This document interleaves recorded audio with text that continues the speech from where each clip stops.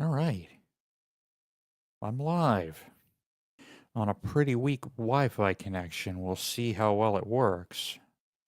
But nonetheless, I'm recording this at the same time. So if anything happens, I'm just gonna. So if the stream drops out, I'm gonna just keep going. Hopefully the recording will go okay. And then I might upload the recording. But hey, everybody, I'm back for now. Um, let me just pull up a couple things here. There we go.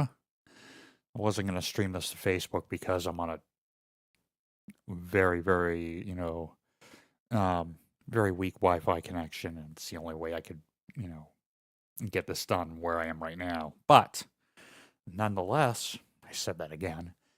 We're going to listen through and talk about my brand new album, Walk on the Water. I suppose I could talk about um, maybe the history behind the album and the history behind my more contemporary Christian stuff that I've written. Some of you watching this channel probably know, but if you don't, I'm going to say it anyway, that I'm a contemporary Christian recording artist. I'm also a worship leader. I've been a worship leader at multiple churches over the past like 20 something years. So my faith is is a very big part of my life. Um, and honestly, when I write music, when I write lyrics, um, my faith is the thing that means the most to me. And as a songwriter, um, if I write about things that really mean, something to me, it'll definitely come across to, or at least I hope it'll come across to, the listener of my music. I don't want to just write music to write music. I really want, to be able to put 100% into everything that I write. Um,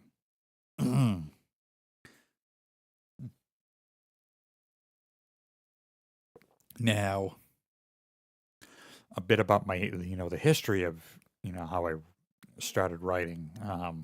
I really started writing instrumentally. So I do have a ton of instrumental music that you can find over on my Bandcamp page, as well as I've got an instrumental album out on a digital music, platforms everywhere. Well, almost everywhere, like Spotify, Tidal, Amazon Music, Apple Music. There's an album called The Walk on the Light, so that's 100% instrumental. And I didn't start writing lyrics until 2008, 2007, 2008. But they were total garbage. Um, but the only way I was going to get better at writing lyrics was to keep writing. There's a story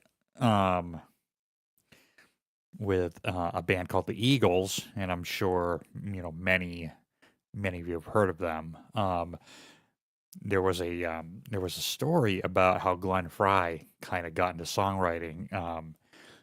He ended up singing backup on a Bob Seger recording, and I think it was Ramblin' Gamble Man. I think that's what it was. Um, and as the story goes, according to the documentary "The History of the Eagles," um, Bob Seger gave him, some advice. If you're going to make it in this business, you're going to have to write your own songs. Um, well, what if they're bad songs? Well, they're going to be bad songs, but you keep writing and you keep writing, and eventually you write a good song. And it kind of goes with any skill that you might want to, get good at, whether it's playing music or whether it's maybe something with fitness like running or biking, being able to run long distances or being able to bike long distances, a couple of things I love to do. The only way you're going to get good at them is to keep doing them and keep practicing them. And it's the same thing with writing lyrics. Like I said, my early lyrics, like you don't even want to hear that stuff. Horrible. But I kept writing, and over time, my lyrics and my writing, um, have gotten, at least in my opinion, and hopefully they've gotten better. And, um, once you get into a flow, it becomes, it's almost second nature. You're not thinking too much about the lyric. Um, and sometimes if I feel like, you know, I've written something like a chorus or a verse and nothing else comes to mind, I might put it on the back burner for a while, and then come back to it. It's actually the case with one of these songs. Um, yeah, it's actually the case with one of these songs, that we'll talk about in a little bit, where um, I think I wrote it originally back in 2017, but it had a completely different chorus.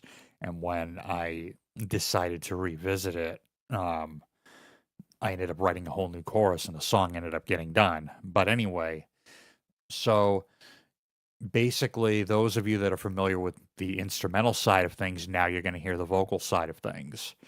Um, so, Walk on the Water, um, I've released it on physical CD back in August, and then I just recently, over the past week or so, couple of weeks, started putting it out on digital platforms. So it's available for purchase on Bandcamp. So if I go to my Bandcamp banner, there's my Bandcamp website right down there.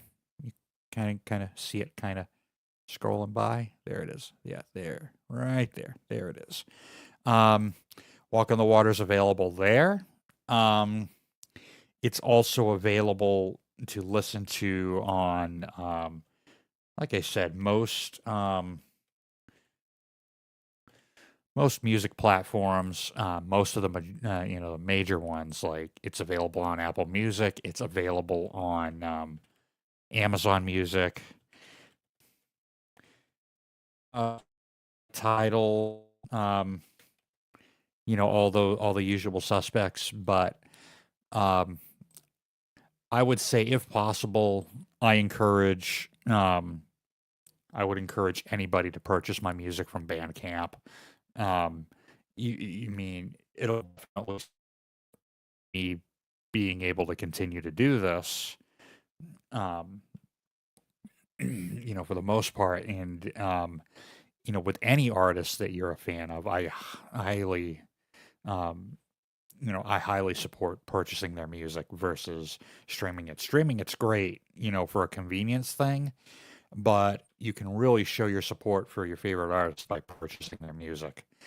They make, you know, there's more income that comes in from that, and then also going to see them in concert.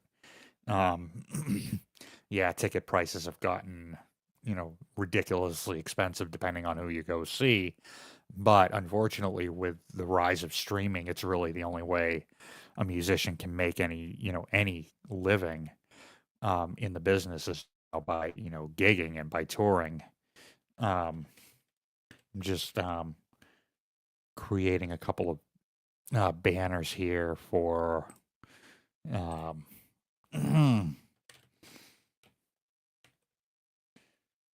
for when we get into listening to this. But anyway, so um, this album, Walk on the Water, started. I actually started working on it back in 2023.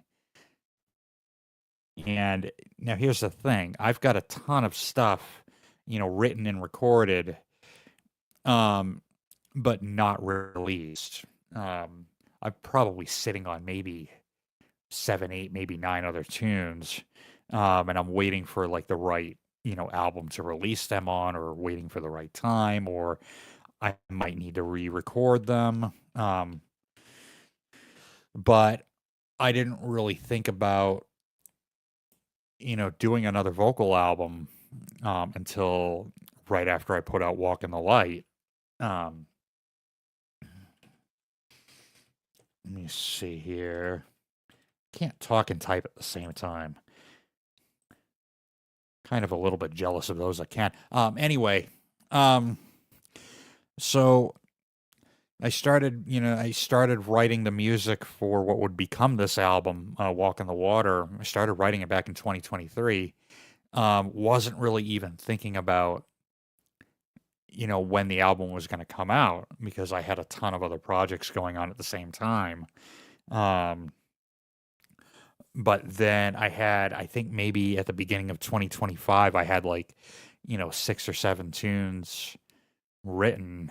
I think I written, and back at the beginning of 2025, after I finished the two EPs that are over on Bandcamp, Staycation and Oasis, I kind of said to myself, I really would like to finish this Christian album and get it done and get it out, and I gave myself a deadline, like the beginning of August, and I actually finished it ahead of time. And I think that's a good motivation factor, if you're wanting to get into writing music. Um, give yourself a deadline. Um, like say, oh, I want to put this album out. I want the album to have like 9 or 10 tracks on it, 9 at the very minimum, and I want to have the album done in 7 months. So, for example, we're kind of nearing the end of October. This is like the last week of October, and then if we go into November, starting in November, December, January, February, March, by May 2026, I want to get this album done. So I think sometimes it helps, sometimes it's a little daunting, but um, if you think that's a little daunting, maybe you can break it up a little bit. Oh, I want to get 2 songs done in 4 weeks time max. Writing, recording, mixing them, and then just take it a little bit at a time. I might get to, a pattern where I might get into a pattern where I'll start writing something and get it done, and then, like I said, if I have a lot of downtime and I get this idea for, an EP or an album like I did with Staycation and Oasis, those 2 EPs, like, oh, I'm on a roll. I want to, kind of keep this stuff going.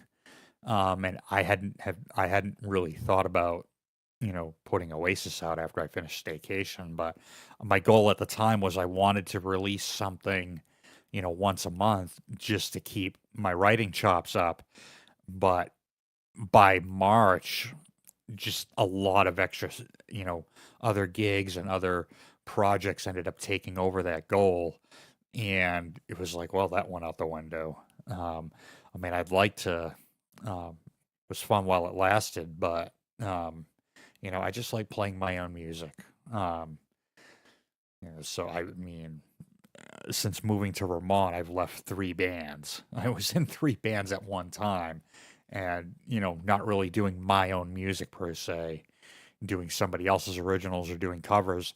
And at least for me, that kind of takes over, takes precedence over, writing my own original material. Um, and I'm starting to get some ideas for something. I've got maybe 3 sketches, maybe for a third EP in the what I call the Getaway Package trilogy, or the Getaway Package. So Staycation, Oasis, and whatever else I feel like putting into that project. But um, nonetheless, at the beginning of 2025 in March, I said, I've got 6 songs that have vocals on them, and I want to get this album done. And the album actually went through, I think, 3 different titles. Um, yeah, so this album went through 3 different titles. The first title was Salter, and if you don't know what a psalter is, it's basically the book of Psalms. And some psalters have them written to be sung. So they might be written so you've got 150 psalms in the Bible, and they're all written to they're all put to music in one form or another. And I was going to call it psalter because these songs that I had were really kind of communication communication about God, or to God, or from God. And there's a lot of different emotions in these songs, and you find that in the book of Psalms too. Um, you can find every kind of emotion in the book of Psalms. There's joy, there's sorrow, there's anger, there's contentment, there's a lot of different types of emotions. So that's really kind of the genesis behind that title. Then I think the second title, it had another title before I landed on Walk on the Water, but I can't remember what it was. I think I had written was going to be called "I Turn to You," which is the opening track on the album, and then I wrote the title track to "Walk on the Water." And as soon as I finished that, and I finished it like maybe 3 weeks before, 3 weeks before I got the initial box of CDs of the album in. So as soon as I finished writing the last tune on the album, which is "Walk on the Water," I said to myself, "Okay, that's the name of the album." So without further ado, we're going to go ahead and listen to this album, and I'm going to talk about each song. And I'm also going to, before we get into actually listening to each of the songs, I'll tell you a couple more things about this album. Each of these songs has some scripture tied to it. So each of these songs has, a Bible verse or a passage tied to it. So before we listen to the track, I'll give you the scripture, and then we'll listen to the track, and I'll talk a little more about it. A little bit. We'll break down some of the chord changes. We'll talk about some of the sounds I used. Basically, kind of following the same format that I've followed, for the past kind of in-depth looks at, the past releases that I've done, like Retroactive, Staycation, and Oasis. We'll do the same thing with this one. So the first song on this album, let me see if I can pull this up here. So I've got a Bible app on my phone here. That's what I'm pulling up right now. So the first song is called "I Turn to You," and the scripture that I've tied to is Philippians chapter 4, verses 6 and 7, which says, and I'm out of English Standard Version or ESV if you're curious. It says, "Do not be anxious about anything, but in everything be by prayer and supplication with thanksgiving, let your requests be made known to God, and the peace of God, which surpasses all understanding, will guard your hearts and your minds in Christ Jesus." So the anxiousness, the Bible talks a lot about turning to God about, having stress or anxiety. And that's something that I can relate to quite a bit. So it's really about turning to God anytime, you're facing a challenge, or, something happens in your life. Whether you've, gotten fired from a job, or, you're in a relationship with somebody, and that, ends up taking a turn for the worse, or you lose somebody in your family, whatever the case might be. You might have a health issue. God wants you to turn to Him and look to Him for guidance. So that's what this first song is about. And we're going to go ahead and listen to it right now. I have do have a keyboard over here, so that I can, let me make sure it's, yep, it's working. Should be able to hear it across the live stream. So this is I Turn to You.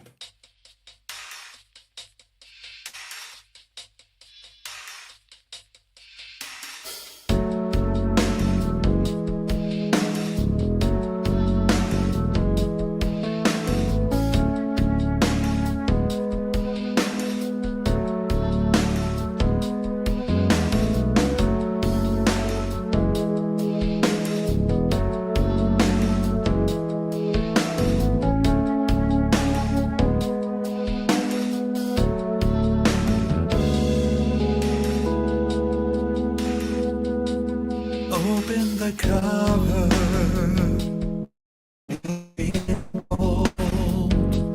chapter by chapter, my story is told.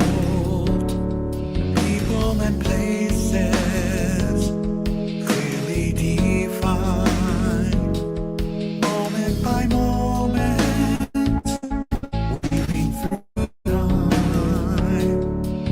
Now the forward's been completed, but the story's just begun. But when I feel defeated, tell me, where do I run? When I've fallen out of place and I need a touch of grace, I turn to you. I turn to you. About which path to take and the choice that I must make, I turn to you. I turn to you. 'Cause I know your word will show the way. Take me through the night into the day. When I turn another page, I turn to you.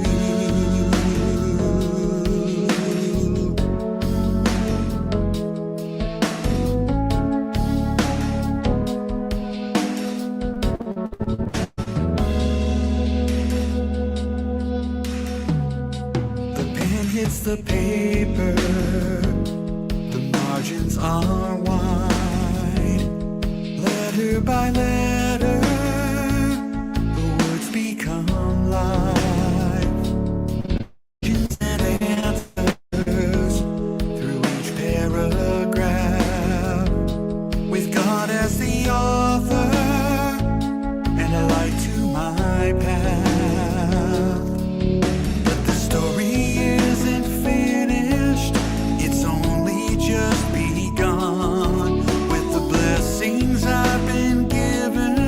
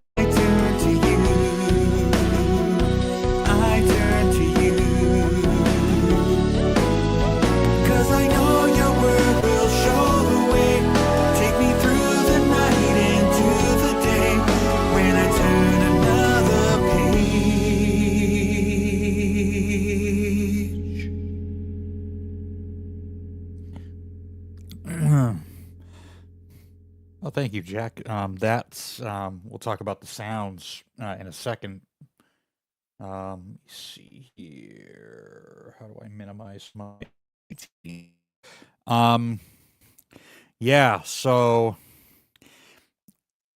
um, this particular song was actually written about the big change that happened a couple months ago, which is moving from South Berwick, Maine, about 3 hours away to, up north to Newport, Vermont. Oh, thank you. So a lot of that was you're starting a new chapter, and I'm going to try not to get too preachy, on here as far as the Christian stuff, but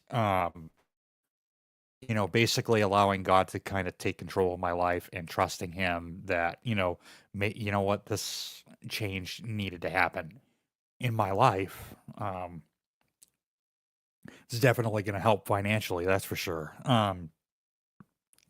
But I kind of thought about it as a new chapter in my life, like a chapter in a book. So a lot of the lyrics have to talk about, a lot of the lyrics, excuse me, a lot of the lyrics have themes of, writing a book like an author. So the first verse saying, open the cover, title in bold, chapter by chapter, my story is told. So there's a lot of comparisons, a lot of analogies to somebody writing a book, along with starting a new chapter in somebody's life, and turning to God. Like, when you turn the page of your story, you're turning to God to, help you write that page. So that's kind of lyrically what the song's about. Musically, I got a couple cool things. I'm going to move this mic over so I can get to the keyboard too. You mentioned that was Easy Bass. So on this album, I use a combination of Easy Bass, Trillion, and my Behringer Model D on a few tunes for some synth bass. But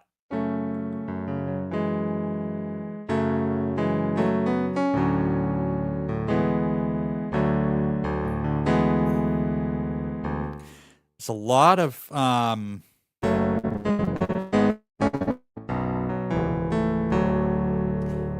cool chord changes in there, but I'll point out a couple of things that are kind of my favorites.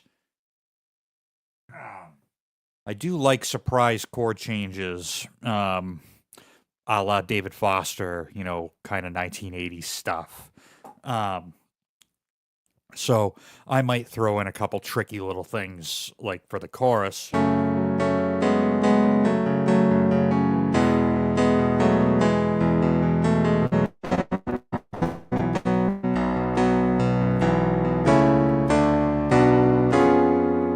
So there we've got a quick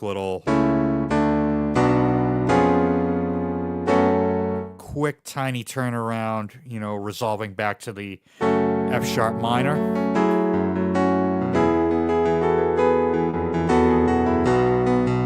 Now we got to set up the third part of the chorus.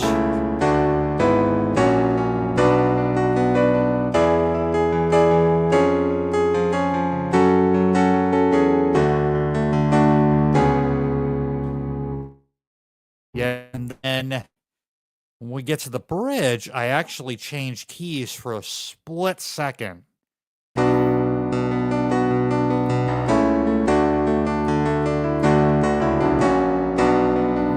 chapter has been written. Here, go to the key of D.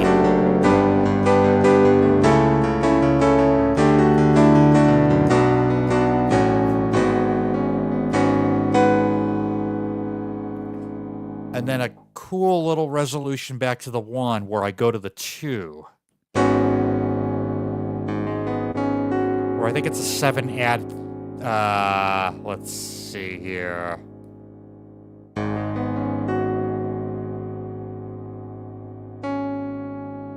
Seven add 11. So minor 7. Not playing the 5. And then, yeah, and then there's the 11. 11 would be up here. I just drop it down. So I'll do that again.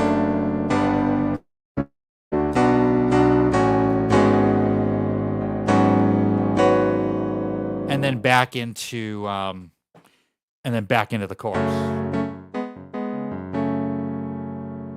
Yeah, that was me. So I do everything on this album. Instruments, vocals, production, mixing, mastering, everything's done by me. So, again, don't know where it's going, but I know that you will show me as I carry on my journey. When I'm falling out of place and I need a touch of grace, I turn to you. And there's the hook. I turn to you.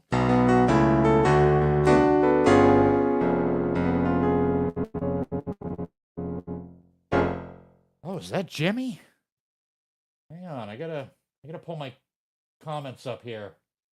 Oh yeah, there's Jimmy. Oh, thanks. It's funny, a lot of people sound different. A lot of professional singers sound different when they talk. Like, look at Elton John.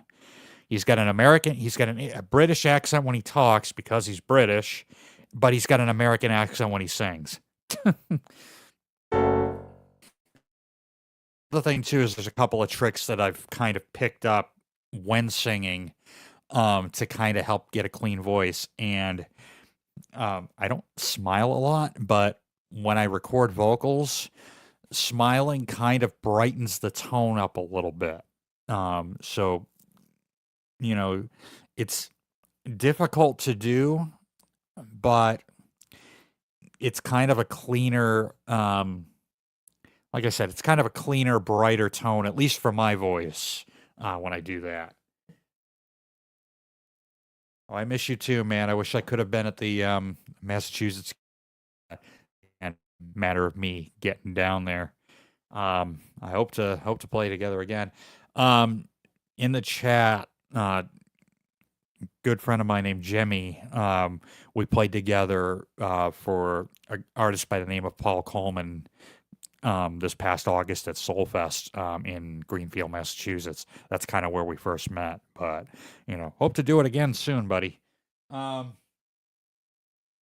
Yeah, so a couple of the things there, and then if you listen really carefully, there's some synth stuff, but let's talk about the sounds.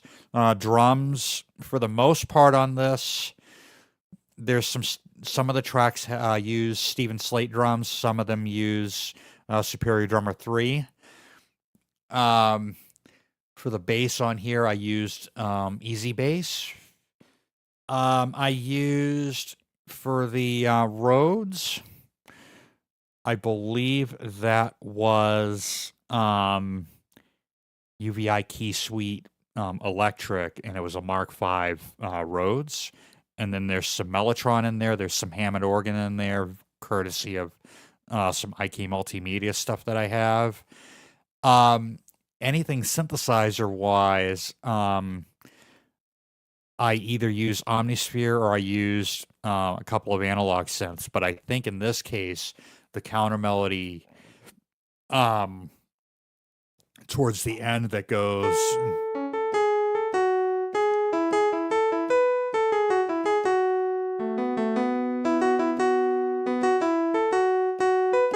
I want to say that was Omnisphere.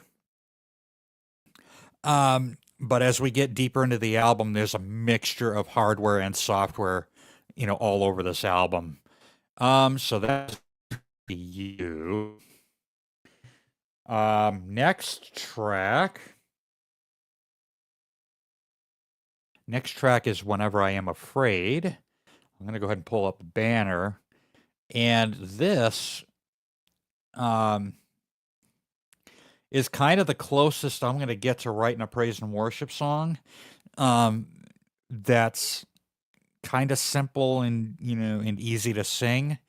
Um, is another track further along in the album that kind of has the same thing. But Whenever I Am Afraid comes from Psalm 56, verses 3 and 4. Again, I'm out of English Standard Version. It says, "When I am afraid, I put my trust in you. In God whose word I praise, and God I trust, I shall not be afraid. What can flesh do to me?" So I've taken basically the main part of this verse, really verse 3. Whenever I am afraid, I will place my trust in you. That actually features, we'll talk about the piano sound, electric piano sound that I used, but let's go ahead and listen to that now. Here's Whenever I Am Afraid.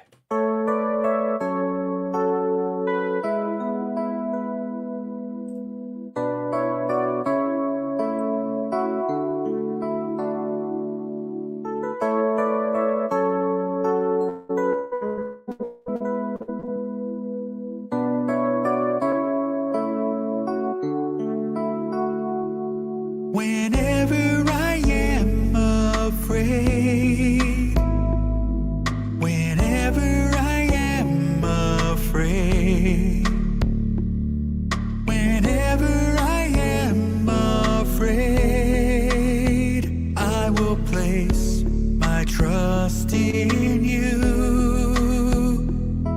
When the enemy comes my way and tries to lead me astray, I'll never be dismayed when I place my trust in you.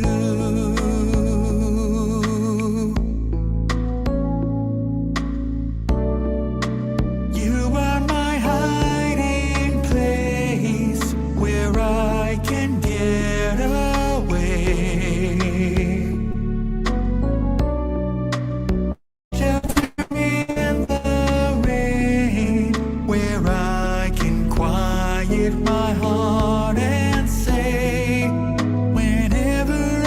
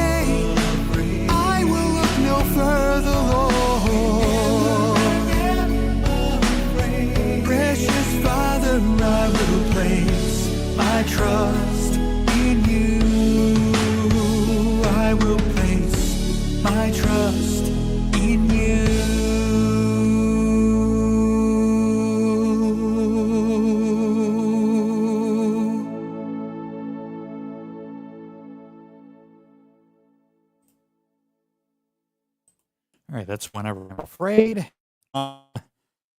So right off the bat, that electric piano is, actually, I should say was, the last thing I recorded with my dearly beloved yet sadly departed Roland RD1000 piano. But luckily, I've got a plugin version of that that's actually free online if you just search for RD Piano plugin.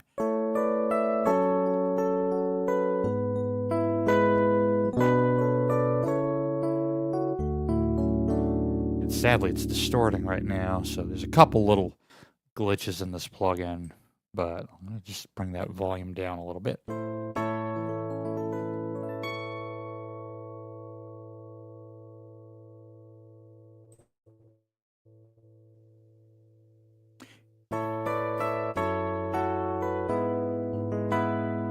It's a little better. Now I got to take my headphone volume up. I like it loud. That's just me, though.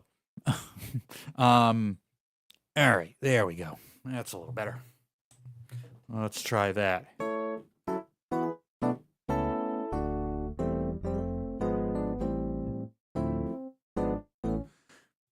Yeah, so the theme of this, like I said, kind of revolves around those couple of key passages in Psalm 56 where it says, "When I am afraid, I put my trust in you." So that's kind of the genesis of the lyrics of the song. Musically, what's going on is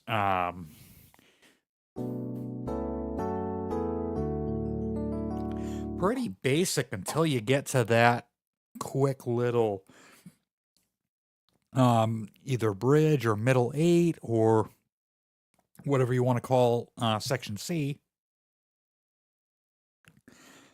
Call it section C instead of C section. That would sound wrong.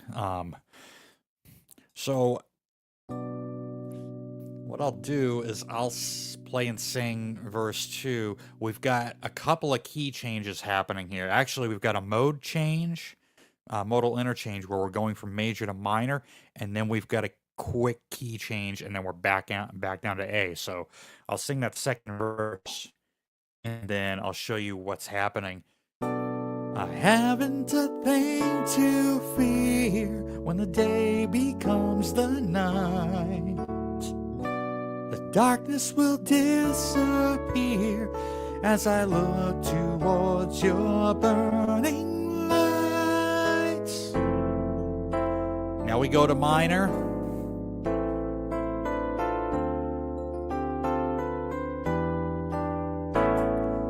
Resolving to a major, but now I'm going to quickly go to D minor.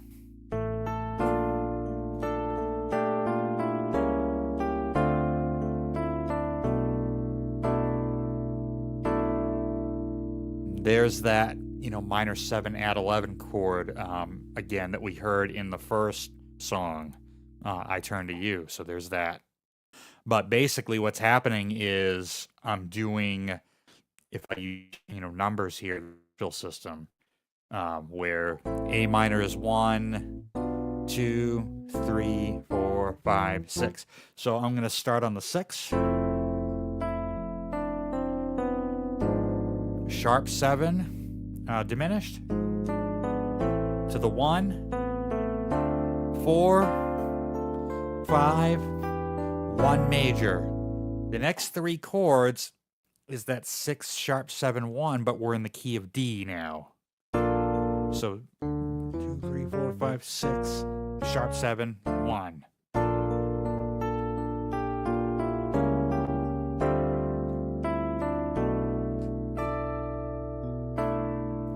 And then we go down to the 6 in that key, which is the 2 in the key of A, and then we resolve back down to the main theme of the song. Whenever I am afraid.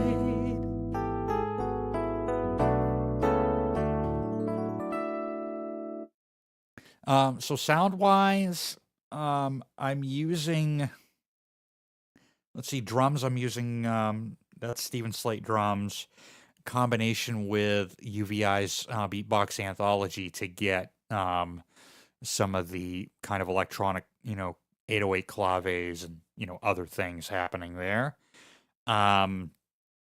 Obviously, the electric piano is the E-Piano 2 from MKS20/RD1000. The bass sound is my Behringer Model D, I believe. It's going to be either that or the 2600. And then I've got some synth strings, either from Omnisphere or maybe, I forget what else I had going on, but I think it's Omnisphere. I mean, Omnisphere is kind of my Swiss Army knife for anything synth that I need. Now, I do have a counter melody with a bell, like a synth bell sound that I've taken from Korg's. I want to say it was the M1 software synth. And that's just.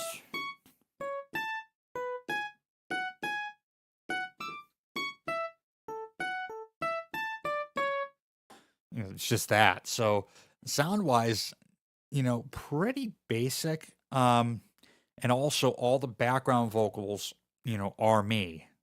And in the bridge, there's a lot of block harmony going on. That's 9 tracks of, backing vocals. So 3 parts, 3 tracks, a piece, left, center, right per part, for a total of 9 tracks. And you're going to hear that a lot on this album. So I always, if I want some thickness, anything like that, I'll do one of 2 things. I'll double track or triple track my vocals, or I'll use the Waves Abbey Road ADT, which is an automatic double tracker. And what I'll do is I'll take that double tracker and I'll blend the wet, back a little bit in the mix. It kind of sounds like I might be copying my vocal tracking, running the copy through like Melodyne or something, but I'll let you in on there's no Melodyne on this album. I did not want to do that. So a lot of these vocals were painstakingly done. But like I said, I would rather have the human element than have the thing sound, too robotic.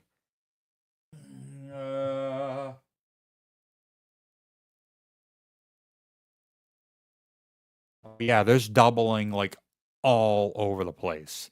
So like I said, I'll do one of 2 things. I'll either double, if I do double track, I'll take the double track and I'll run that through the Waves Real ADT Abbey Road, automatic double tracker, because that'll take the double and it'll make it stereo. So that means it's a different sound than triple tracking. I like triple tracking my block harmonies. That's a given, because that's how I can get them nice and thick. You can't do that with Auto-Tune or Melodyne. No way. Never gonna happen.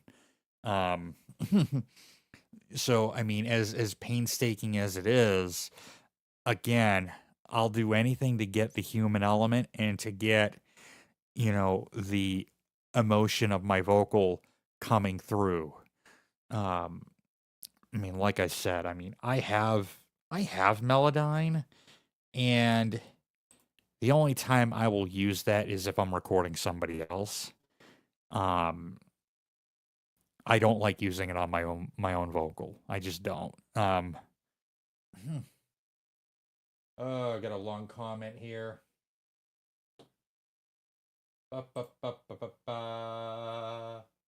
Just got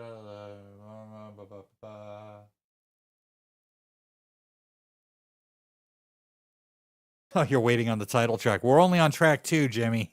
You got a ways to go. We haven't gotten there yet. I'll wake you up when we get there. I'll call you from the donut shop or something.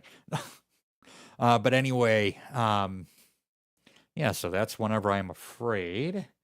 Let's move on to Silent Heart.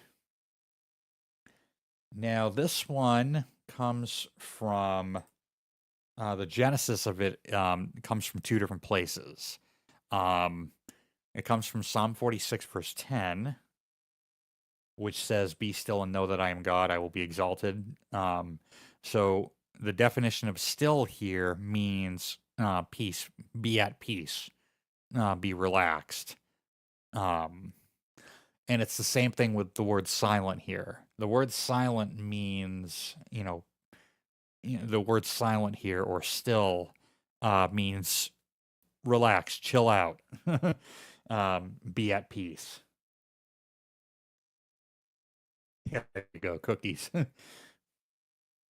And the other place that it comes from, if you get the CD, it's printed inside on the inside cover, is Exodus 14, chapter 14, and this is right before the Moses crosses, parts the Red Sea, and the Israelites go through the Red Sea to escape the Egyptians, and they're questioning God. Like, what's going to happen? I mean, will I ever see these again? And they're kind of doubting a little bit. And God says in this passage, or Moses says in this passage, the Lord will fight for you, but you need only to be silent. So the definition of silent, like I said, is at rest / peaceful / chill, chillaxed, if you will. If I may use a term that the kids might use today. So this is Silent Heart.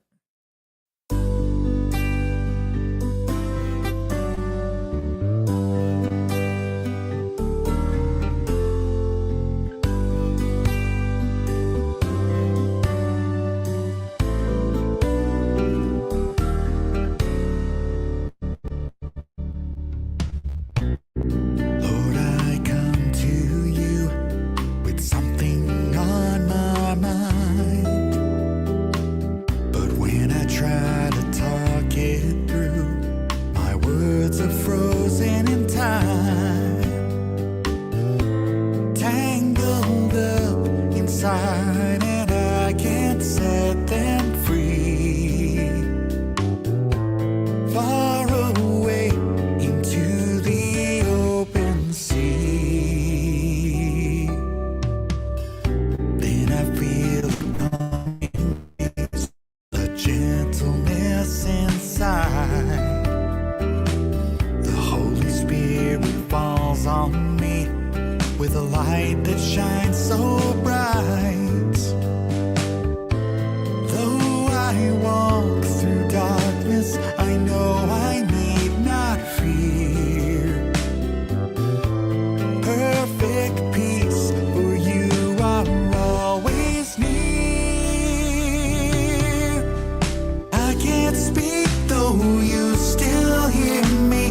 My thoughts are weak, though you see them clearly. A gentle spark as my words impart when I come to you with a silent heart.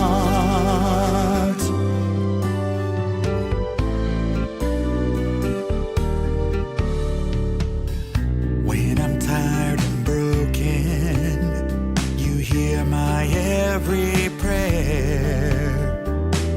You lift my every burden when it's all too much to bear.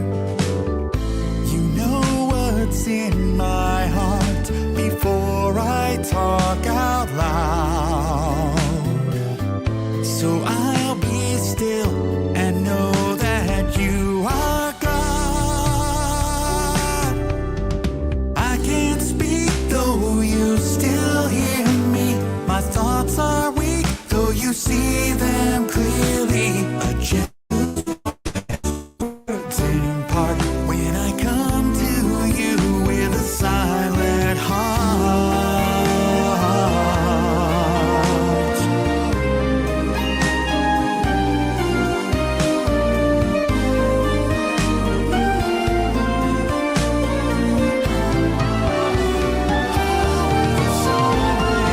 I can't speak, though you still hear me.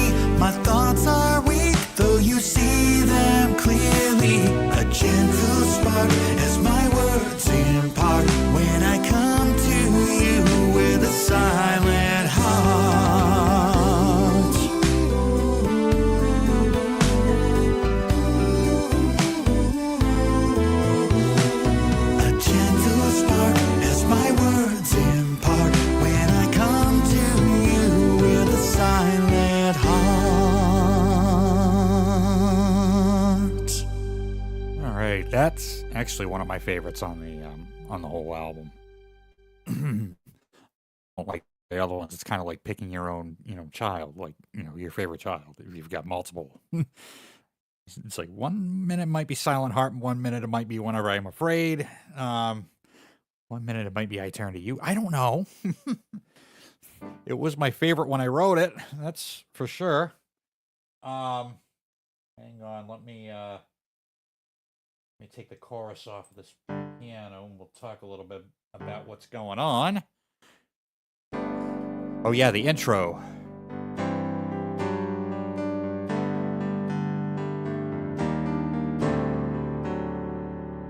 So, check this out. That major 7 down to the 5, so it's a flat 6 to 5. We've got a common tone in that D note.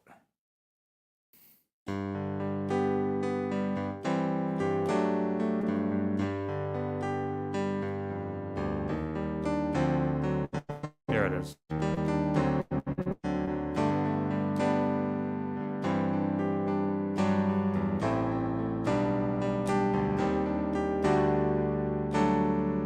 So, wanted to do something different there, because normally what would happen is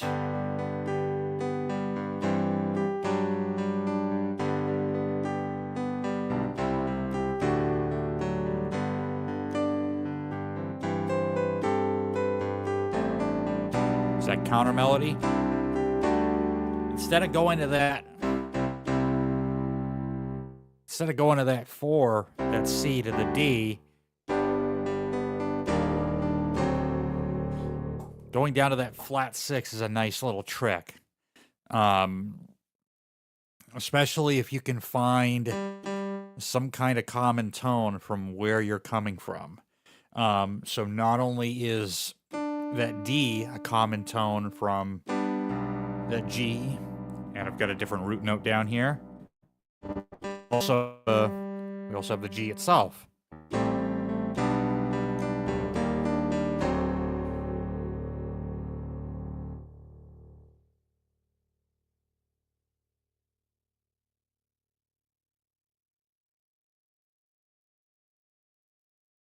Yeah, it's funny when I started writing this with that acoustic patch, which by the way it's either Sample Tank or it's the free version of Ample Sounds, Ample Guitar Mark.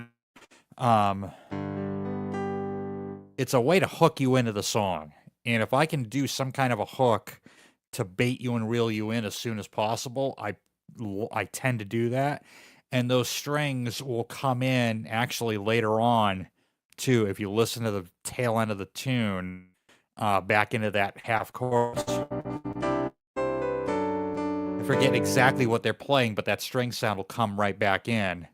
But I figure nice, simple. But what's happening is, as you're mentioning, that melody is descending, but right after that happens, the chords are going up. But instead of coming here, we're skipping. And then kind of falling back down a little bit. And then into the verse.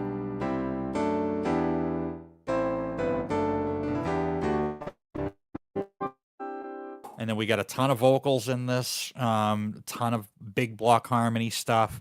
And then you've got a very cool bridge,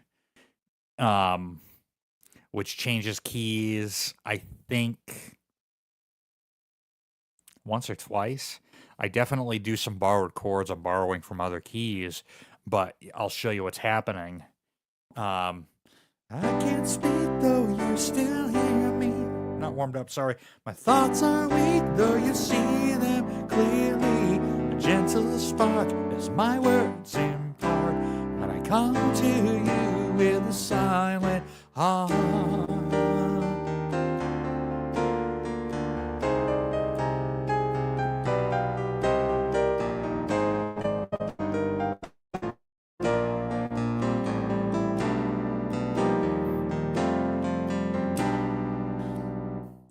right, so we're changing keys.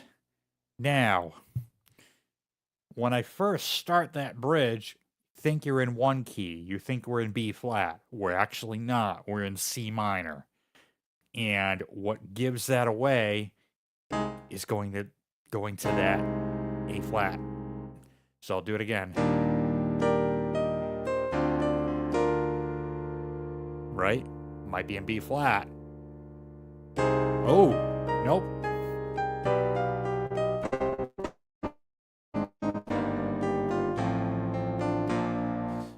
So I'm actually borrowing from the C major key for a split second. I'm taking an F major instead of taking the, the minor. So if I stayed in the minor mode, it would sound like this.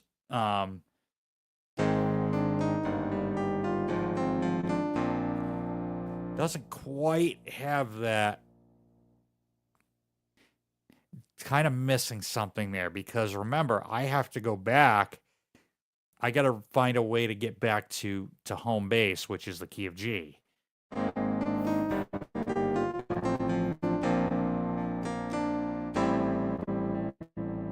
Okay, so why is that working? Well, I've landed on a B flat. If I go down to an A minor 7, those two chords are in the key of F. So yeah, they sound good together.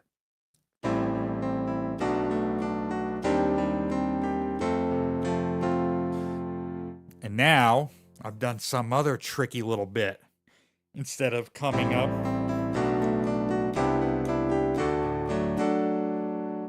no, I'm doing a flat 6, flat 7 cadence into the 1. So flat 6, flat 7, and then the 1.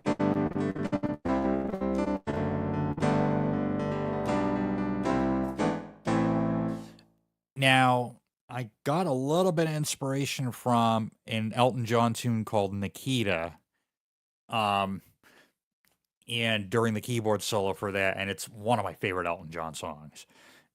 For a split second, he actually goes to C minor. He does kind of the same thing in that synth solo. So it starts here.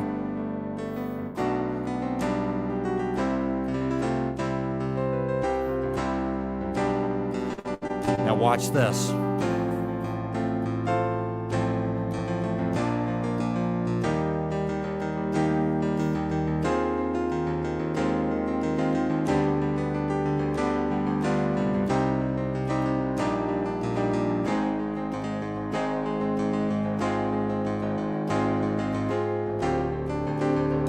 Okay, tritone move. So Elton does a tritone move to get back to home base from that. And then for those that don't know what a tritone is, it's basically a note that is 3 whole steps from where you currently are. So right now, I'm on A flat. 1 whole step, 2 whole steps, 3. That's going to get me to D.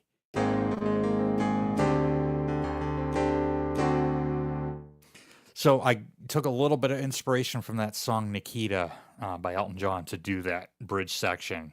There's also a cool brass sound that I did with my my Behringer DeepMind 12, which has, which you can set in the modulation matrix. You can set it to randomly pan each note. Unfortunately, I ended up selling it because, well, really, for a 12-voice polysynth, I prefer 5 octaves at the very least. I have 6 here. But yeah, that's that. Oh yeah, I love tritones. Love doing them.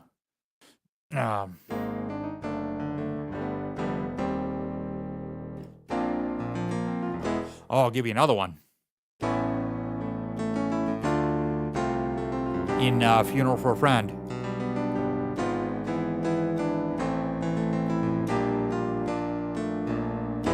There you go. Yeah, I love tritones. It's really cool, effective thing. All right, so that's Silent Heart. Next up, I have With Me All the While. Let me pull up the banner and then I'll pull up the scripture. So With Me All the While, I actually pulled from a few different places. Oh, let me check out this comment.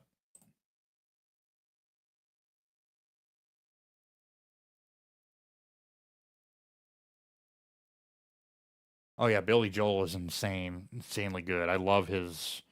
Honestly, I love everything right up to River of Dreams. I wasn't a big fan of that album except for like one song off that album. But that's for another stream. But I love if I was gonna pick my favorite like run of albums, Turnstiles all the way up through An Innocent Man. All right, so With Me All the While comes from Deuteronomy 31, verse 6, and it actually says one of these key phrases a few times in the Bible. So the verse goes, "Be strong and courageous, do not fear, or do not be in dread of them, for it is the Lord your God who goes with you. He will not leave you or forsake you." It says he will not leave you or forsake you quite a few times in the Bible. So that's kind of that's really where With Me All the While, where kind of the inspiration of the song came from.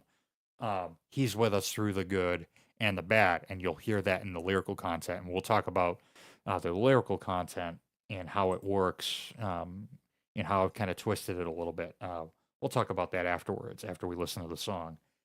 I'm looking here. Favorite piano piece. Oh, gosh, Jimmy, I'm not doing that here. That's big copyright strike. Oh yeah, Billy Joel has got a powerful voice. But anyway, here's With Me All the While.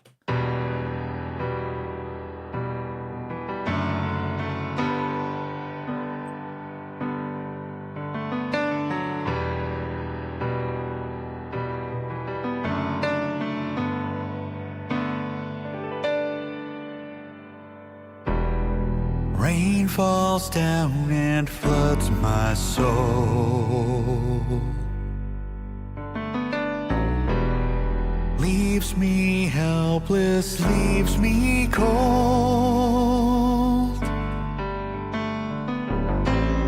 stranded in the darkest night.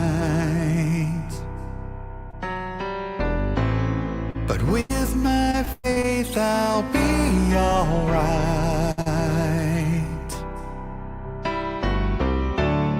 I call out your name and you hear my prayer. Never afraid, I know you are there. You comfort me through every storm. Your guiding light, it keeps me warm. In every tear and every trial, you're with me all the while.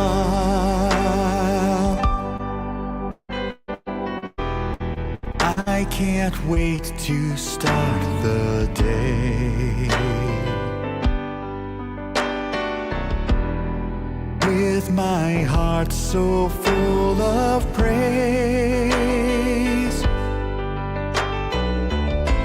My love for you is burning bright. As I'm walking in the light,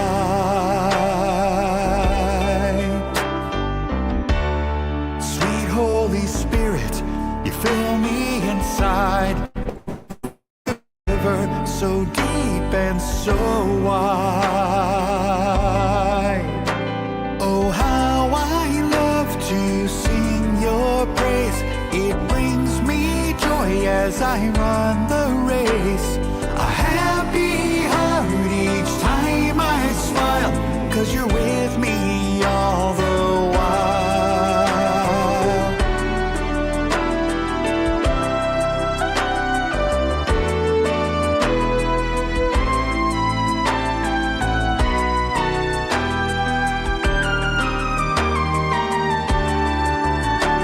You speak to me and ease my mind.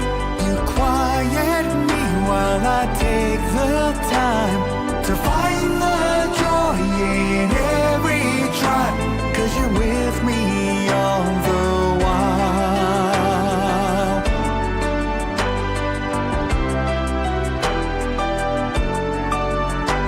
In every trial and every smile, you're with me all the while.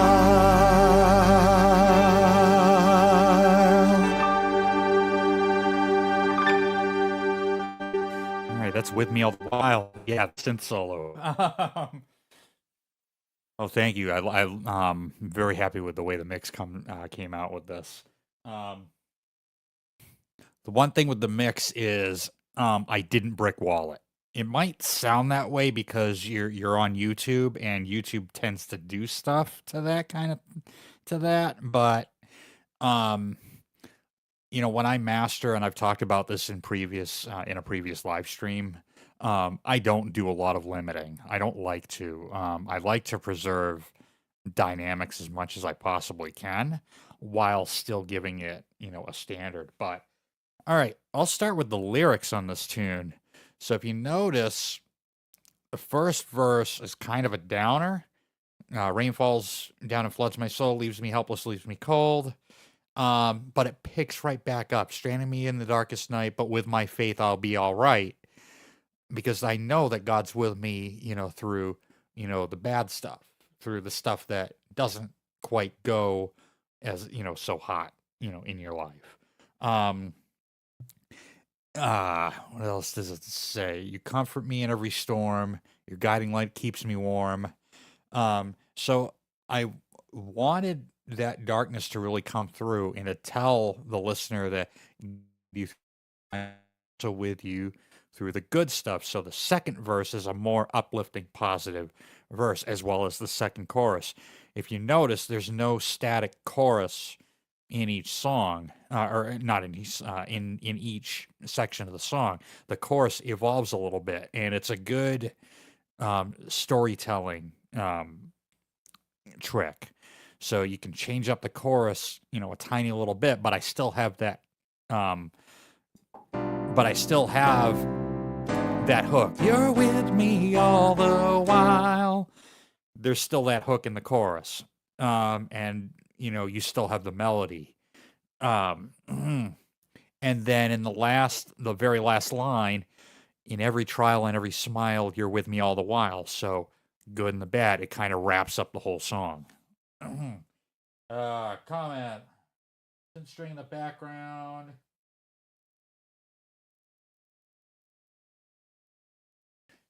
Yeah, so I'll go through the comments here. Nice mix, thank you.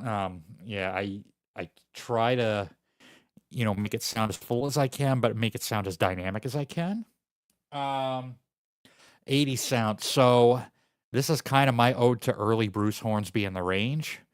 I kind of was going for that vibe a little bit on this tune, especially with some of those chord voicings, with the drum sounds, with the bass sound. I kind of wanted to try to capture that. The synth solo, that was an ARP 26, no, not an ARP 2600, a Behringer 2600, because on my budget, I could never afford an ARP. That's never going to happen. That was an ARP 2600, and with a little bit of what I would call a blip on the attack on one of the oscillators. So it's triple oscillators, one sawtooth, two pulses, but the pulse have a I couldn't tell you what the width is. But it almost sounds FM in a little bit in spots. Um, but I wanted something that would cut a little bit, but not be super, super aggressive. Mm. And yeah, the strings. So that's another trick that I use. If I don't want a big sound, I use a lot of brass sounds and a lot of thick pad sounds in some of my songs. But that piano is doing a lot of stuff.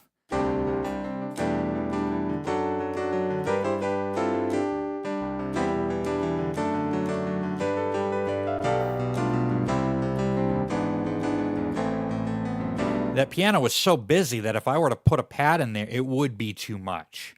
Um, so if you want to fill the sound out a little bit, maybe do a counter melody, and you can maybe put it somewhere in the stereo spectrum, and maybe keep it a little bit out of the range of of your main instrument. Like, so if the piano was my main instrument and the piano is mostly in these 3 octaves per se, you could put that string section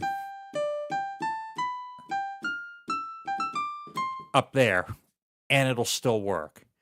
So it's the more that you do this, the more that you arrange. It's an arrangement trick. And the more that you arrange, the more you'll be able to, really use your ears and listen. Say, oh, I can fill this in right here, but not make it, too much. Because again, like I said, I still want dynamics. Bu- bu- bu-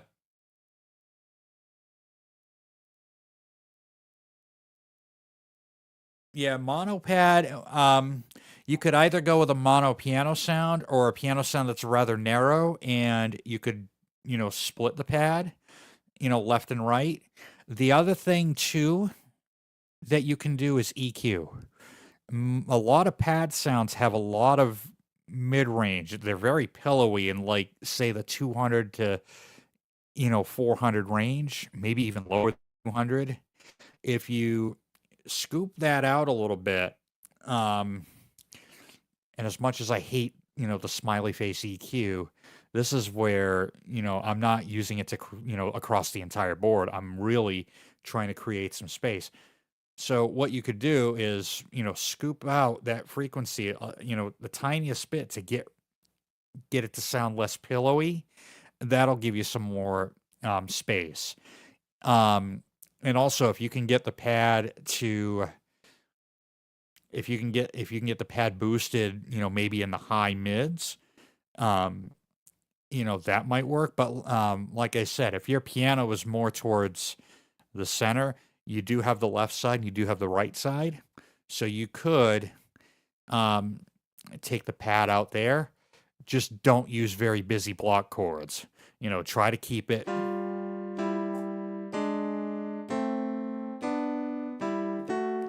Try to keep it open like that. That'll create some space too.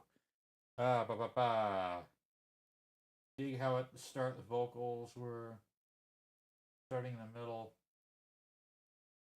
I think it. Yeah, the vocals, those are triple tracked. So what I do is, if I want to put some emphasis on maybe one line, and in this case it was more for the melody than anything else.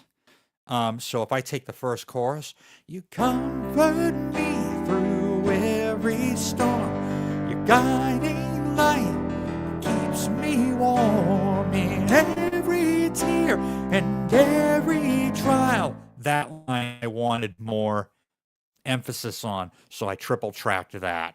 Also added harmony vocal below that. Every tear, every trial. Double track that. And the other cool thing that's happening there is I'm going to a dominant 7. So again, it shifts it a little bit, That's one of my favorite parts about that song, is going to that 7.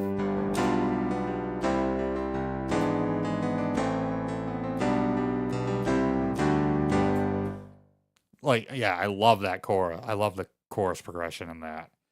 Um, doo-doo-doo. I think for the 80s style, the lack of limiting and allowing dynamics. Yeah, um that's huge for me. Once you get into the loudness wars, it becomes like I find it very hard to listen to, a lot of stuff from the 90s and the 2000s because it was mixed so much. Um a very famous, actually, I should say infamous case would be Rush's Vapor Trails from the early 2000s. Apparently, that was recorded in the red, so there was a ton of clipping there. They did remix it later that took a lot of it out, but still, it's not just the mixing and the mastering, it's actually the way that the music is recorded. Um, oh yeah, the dominant it does. But it's ear candy. That's really the simplest explanation is, for something like that. It's just ear candy for me. And the other thing too is what am I feeling, when I'm writing this stuff? As soon as I stumbled across that, I'm like, ooh. And then the rest of the chorus just pretty much wrote itself. But yeah, I mean, what was I was talking about mixing and mastering. It's not just the way a recording is mixed and mastered. It also is how it's recorded. I don't record in the red. I don't record near the top at all. Um, Even if I'm tracking drums, I'll be really careful and maybe my kick and snare might be a little on the hot side. Um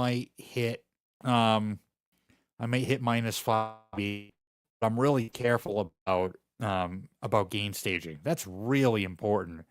You don't want it too low because you'll introduce a lot of noise, but you don't want it too high because you're going to risk clipping. So it's a lot of trial and error in finding that sweet spot with, whatever gear that you have. And if you're running a digital interface like I used mostly the XR18, but then I switched over to my Studio Live. Once I get all my gain staging set, I can just save it as a preset, and then it's pretty much the same every time I fire up that console. Mm. I'll give you. Oh, jeez. 12 pack of Coke next time. It's common, Jimmy. I want to kind of keep it in the. The rest of you will know why I put it as the last song, because typically on an album, the first song is what sets the expectation. And if I put a song like that first, well, you'll know when we get to it. But yeah, so that was With Me All the While. Let's move on. That was my Bruce Hornsby kind of tribute, homage, if you will. Now we'll get on to what I call my James Taylor homage. So Love Song. This one, it's a generic title, but to me, it's a title that really best fits this kind of song. So this would be the other kind of praise and worship sing along kind of thing, along with whenever I'm afraid. Oh, something's happening with my audio, and I don't know why. Maybe it's just me. All right, so the verse that I tied with this is Colossians 3:16. It says, "Let the word of Christ dwell in you richly, teaching and admonishing one another in all wisdom, singing psalms and hymns and spiritual songs with thankfulness in your hearts to God." So, singing is a way of praising God and showing him, your love and your adoration for him. It's all throughout the Bible. Music is all throughout the Bible is a form of worship and is a form of praise. Um, so that's really what this song is, and nothing more than that. And I'm on the wrong window. Give me 1 second. If I go over to Studio One, here we go.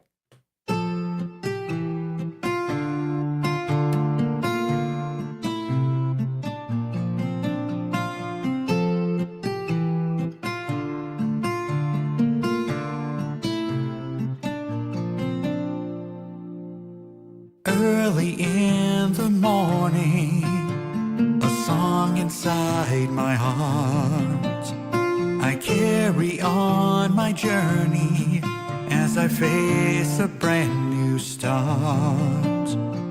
Yesterday is gone forever as we walk this road together. My greatest treasure and a love that can't be measured. I love you, I love you. Oh Jesus, I adore you. My healer, my savior. Oh Lord, this song is for you. My Jesus, how I love you. I never need to be afraid, for I know that you are with me. You cover me with a perfect peace that passes understanding. Your everlasting love surrounds me like a glowing light around me that sparks an all-consuming fire deep inside of me. I love you, I love you. Oh Jesus, I adore you. My healer, my savior. Oh Lord, this song is for you. My Jesus, how I love you. Lord, I am here for you. Lord, I am here for you. Use me in any way you choose. Lord, I am here for you. Oh, I give it all to you. I give it all to you. With a heart that's ever true, I give it all to you.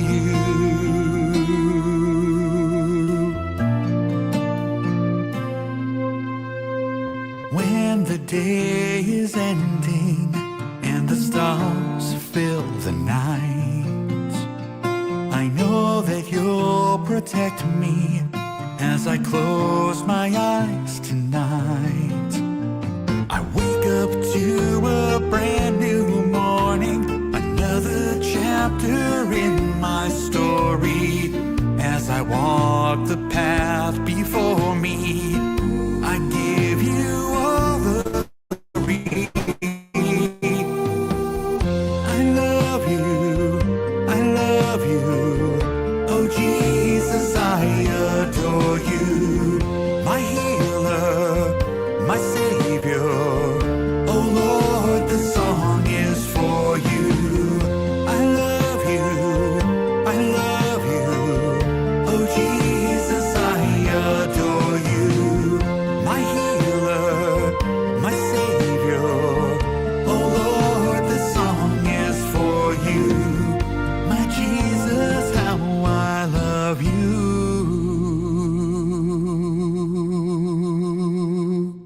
All right, love song. One thing to notice lyrically is in the third verse where it says, "Wake up to a brand new morning, another chapter in my story." Kind of ties in to the first song. Kind of ties into the first song, "I Turn to You," which uses a lot of things about writing a story or writing a book. We kind of have a bit of a concept album here, and I'll talk about that in a little bit. Yeah, the flute. Can talk about the sounds here.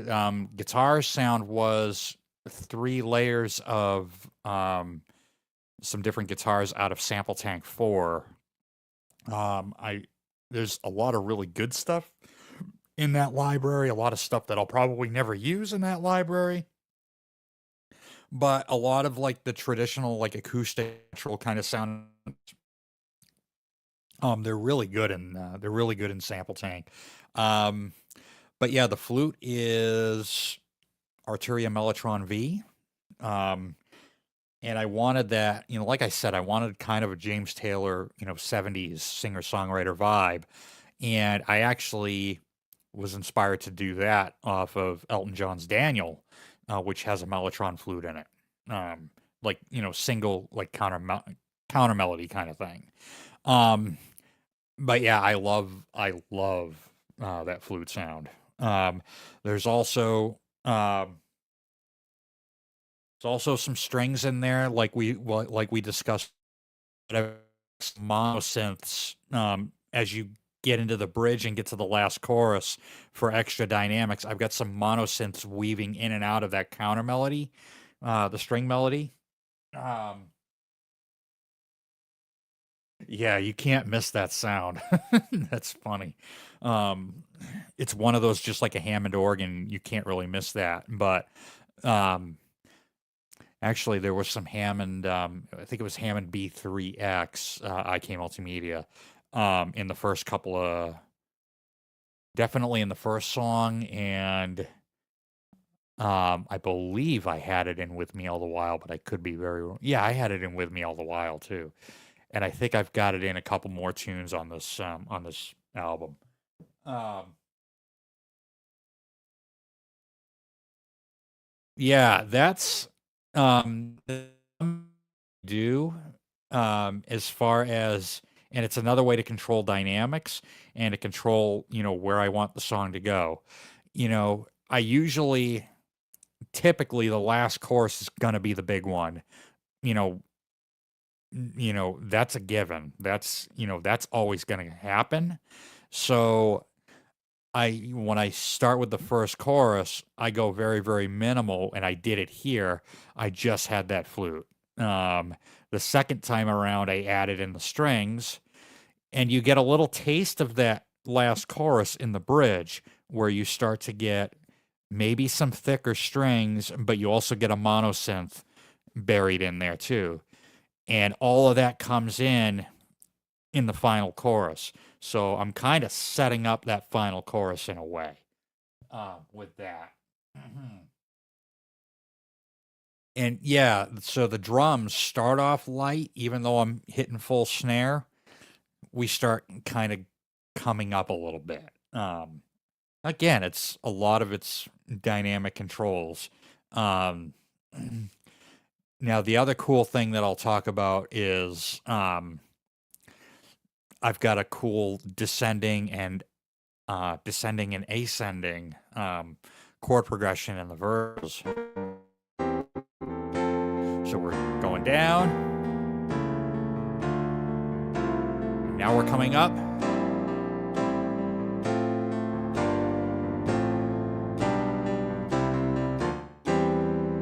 And then pause, and then right into the chorus. So I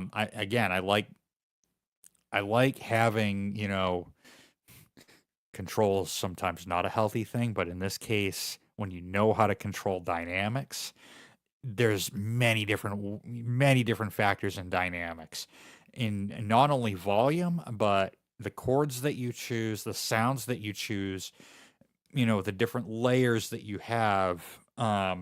You'll hear that quite a bit coming up in these last few songs on this album.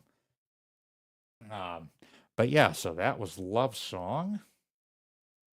Um, Next we get to Footsteps of the Lord.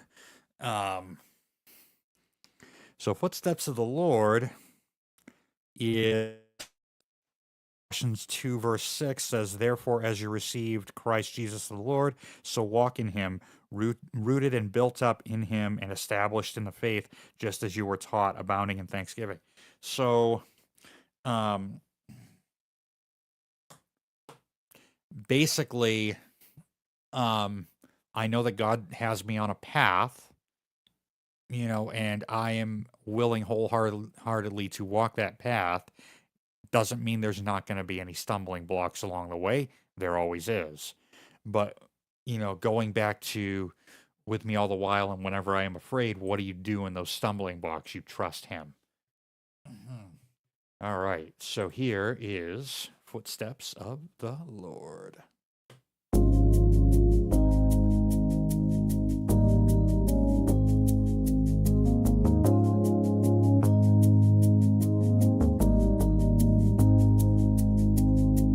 You have called me from the ends of the earth. You have chosen me and told me I'm yours. You gave me a purpose as I travel this world, to walk in the footsteps of the Lord.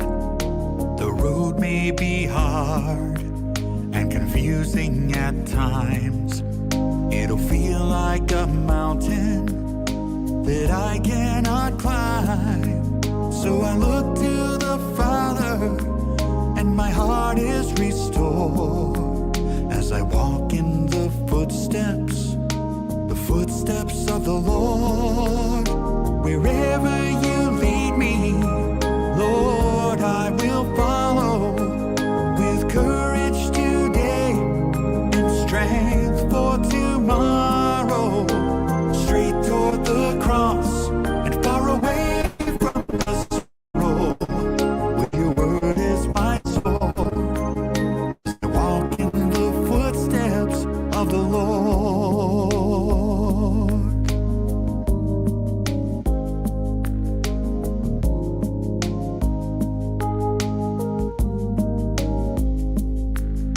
I pray, Holy Spirit, as I walk in your light, that I travel by faith and never by sight, to go where you lead me when you open the door.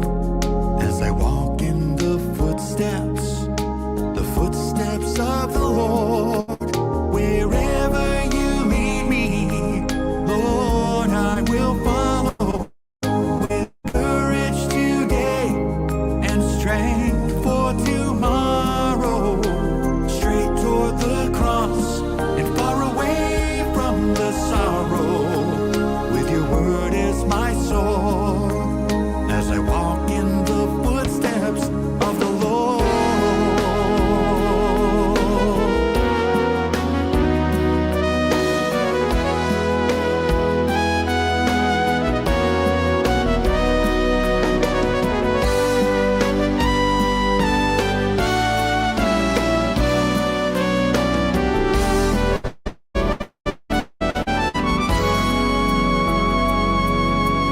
Jesus, I love you. I give you my praise with my heart and my soul, my mind and my strength, to live for my Savior. Now that's my reward as I walk in the footsteps of the Lord. Wherever you lead me, Lord, I will follow with courage today and strength for tomorrow, straight toward the cross and far away from the sorrow. With your word as my sword, as I walk in the footsteps of the Lord.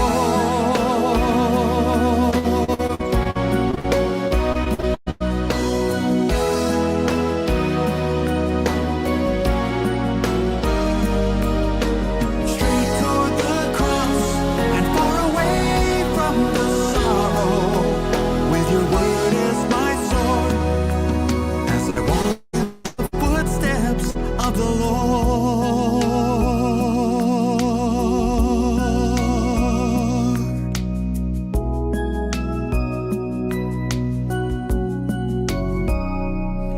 All right, Footsteps of the Lord. Oh, we'll address all of that, but there's a lot of stuff happening here. other than the key change and all the again, we're coming back to the theme of dynamics, and there's a lot of, I wanted this very big sounding versus, the maybe tunes that had a little bit of space. When you get to that build up with that big brass sound, along with that electric piano, along with, the background vocals, it's very big sounding. Um, Now we start off in this key.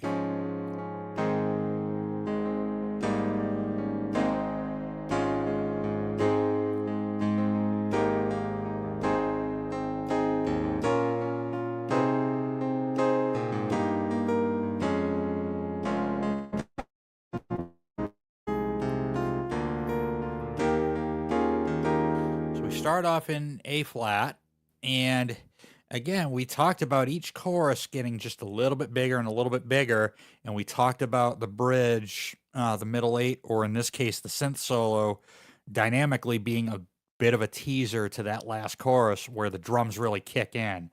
Um,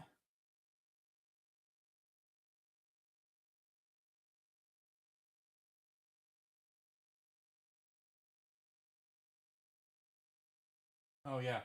Um, yep. So again, we talked about that. If you have your Rhodes and your pad, even though they're sharing the same frequencies, the sounds aren't in the same spot in the stereo field. So it's still, even though it's a lot, they still have their own space and it still works. Um, yeah. So again, I mean, and I've been doing this for I've been mixing and recording and stuff for, probably 25 years. So over time you learn things and you try things. And the other thing is I'm used to the way my headphones and my speakers sound. Um, and I know I've gotten to know, okay, what works and what doesn't. How do I get it to sound big without it being, so there's a difference between big and crowded. In this case, it's big, but it's not crowded, even though the Rhodes and the pad are kind of sharing the same spot. But as I talked about earlier, the pad's not playing full block chords, I don't think. I'd have to go back and look at I'd have to go back and look at the session file, but the pad is doing this.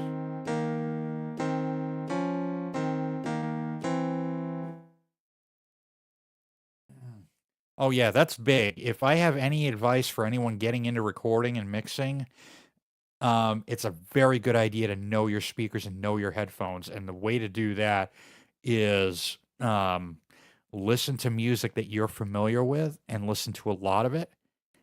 Start there and then start listening to different genres and see how they sound, see how they sound in headphones.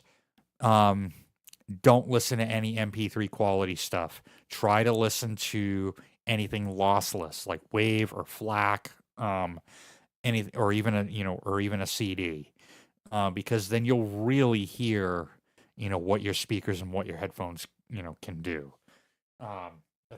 That's a very big thing. All right, so like I said, we're in A flat, so we're gonna get into some. We're gonna get into the synth solo here. So we jump a key, we change a mode, we do some cool things.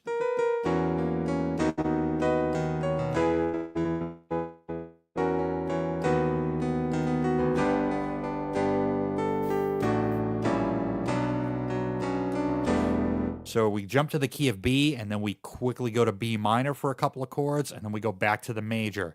And now we're going to talk about another dynamic trick, and that's a key change. Very, very big in the 80s, and I still use them.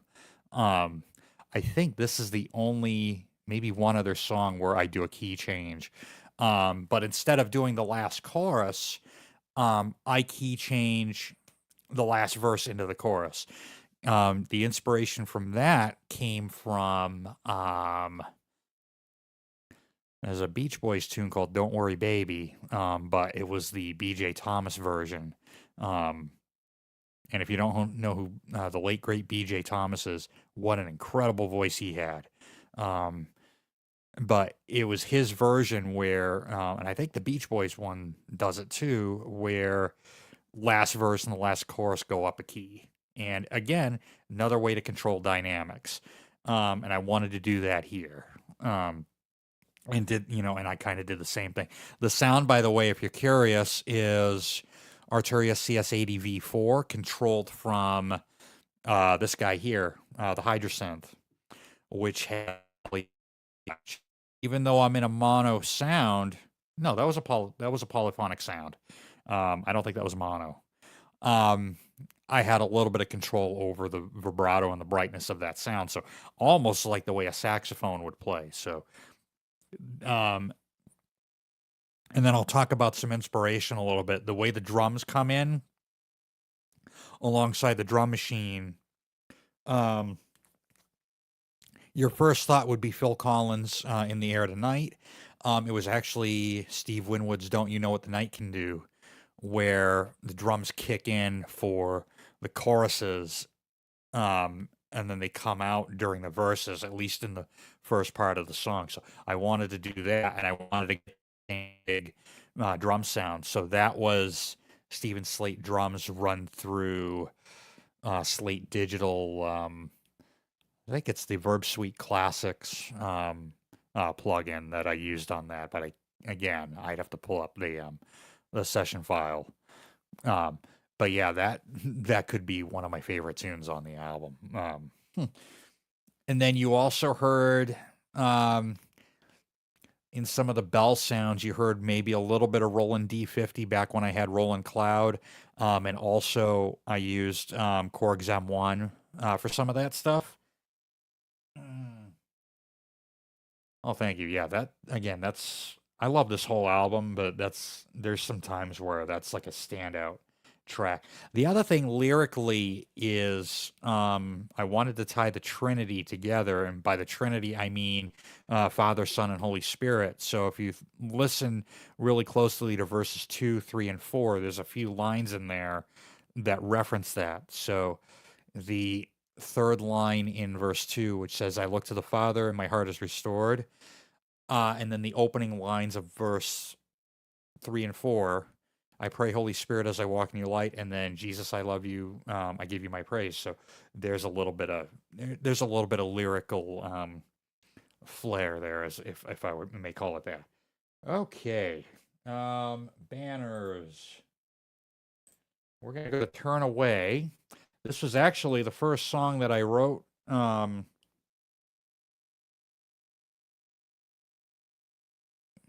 Yeah, that Trinity, the other Trinity. I've been thinking about it. I might at some point get it while it's still on sale, but that would probably be the only thing I'd want out of the Korg Collection 6 would be the Trinity. I don't have any use for the SGX2 because I have Piano Verse, and there's like 9 great pianos in there. That's all I need for pianos. And I already have 2 PS3300 emulations. I've got the full bucket one, which was, and then I've got the rather excellent Cherry Audio one. So I've got 2 there. I don't know if I barely use them, and I don't know if I really want or need a third one. But if it's, for me at least, if it's $100 to upgrade, I might do it. But all right, I digress. Turn Away. So this was the first song that I wrote for this album. If we're talking about when did I write these songs, I wrote Turn Away, and then I wrote Silent Heart, and then I think I wrote With Me All the While. Those were like the first 3 that I wrote for this. But Turn Away actually stemmed from comment here.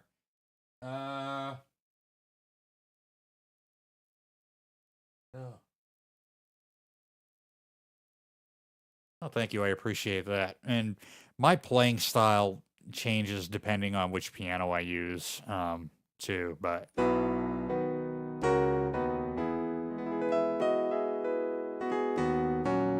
like right now, I've just got the RD Piano plugin, which is a free plugin version of the Roland MKS20. But anyway, back to Turn Away. I won't get into detail here, but I saw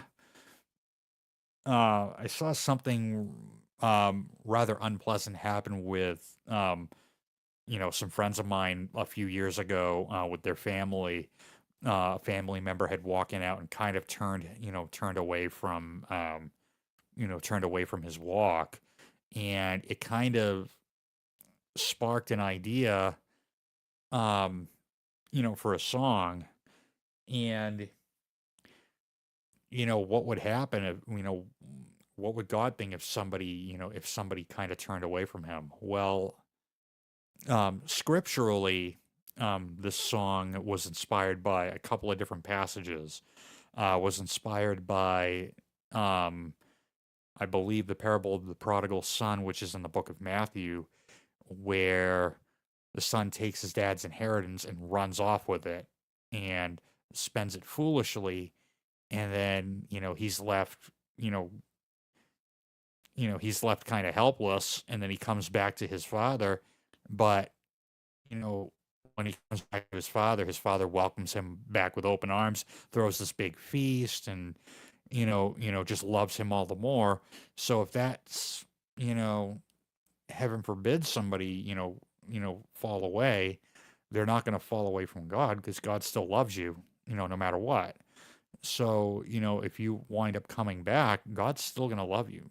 Um, so that's the one thing, the one passage. The other one is in Ecclesiastes 3, verses 1 through 8, where it says, there's a season for everything. So there's a time for the good stuff and a time for the bad stuff. A time for joy and a time for sorrow, a time to, uh, you know, all kinds of stuff. But the way I'm thinking about it is, it kind of goes back to with me all the while. What are you looking to do? What are you going to do when the bad stuff hits you? Um, hopefully you don't turn away. If you're a believer, hopefully you go back to the Lord and you pray about it and you let Him, guide you. Um, so, again, when you go through the bad stuff, God's expecting you to look to Him. So this is Turn Away.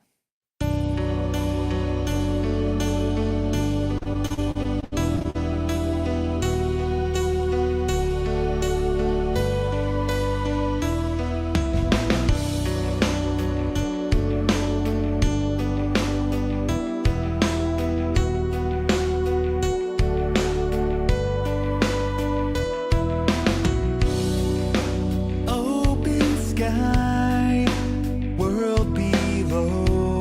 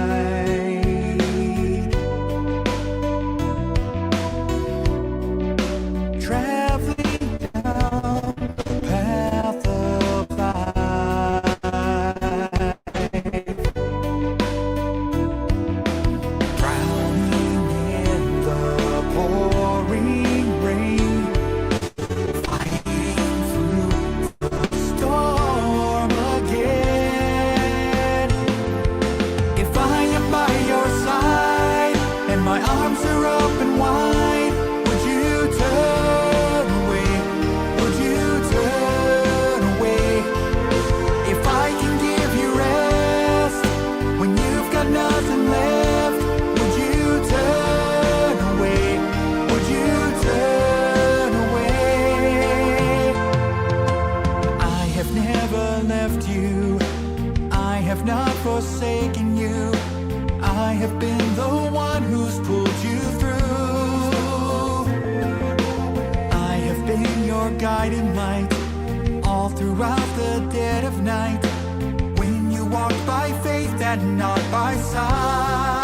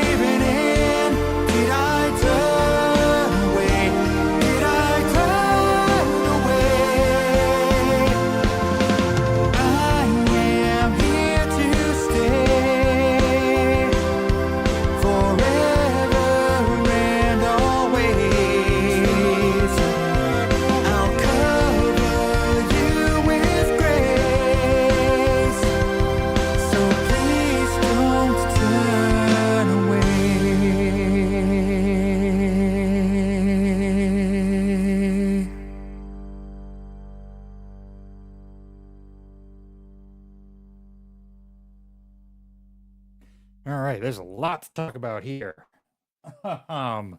Chord progression. Well, first of all, let me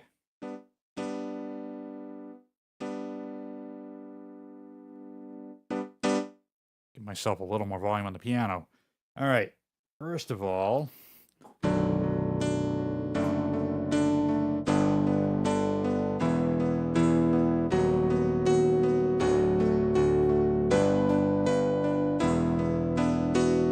so I did that with my original RD1000 piano, and I missed that piano so badly. But that's the Piano 3 patch. So back at the beginning of the stream, I said that, you know, sometimes I might write songs, or I might write fractions of songs, but I might put them on the back burner for a while. Yeah, I miss my RD1000 so much. I love that piano. It played beautifully. It had the best weighted action in any digital piano I've ever played in like the past 20 years I've been professionally playing. But so the verses and the pre-choruses actually come from a different song. I had a different chorus, you know, written, but I had written this chorus right after this stuff happened with my, with, a couple friends of mine. And I was thinking about, what do I do for verses? So I actually went back and pulled out this other song, and this other song had a completely different feel. This other song had like a...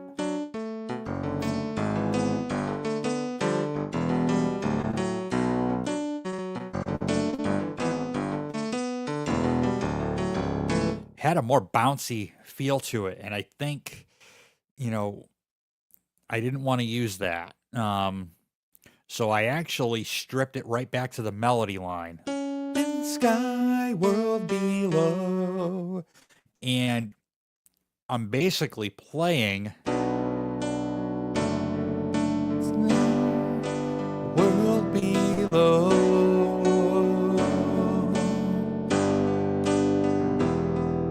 That's how it started, and then I made a couple of changes to that progression. Well, really one major change, and that was the second time around the progression. Or instead of going to the B minor, I go to the B major.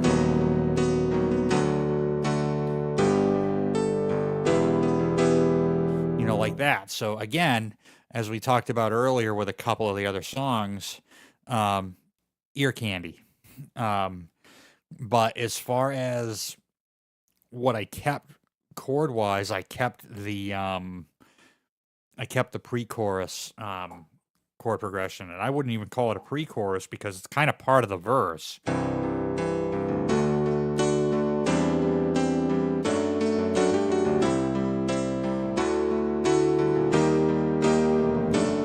That's the first verse because I got to go back to that B minor. So the second time where I've got to go to the G for the chorus, I do another flat 6, flat 7 cadence that we talked about back in Silent Heart when we came out of the bridge into the chorus.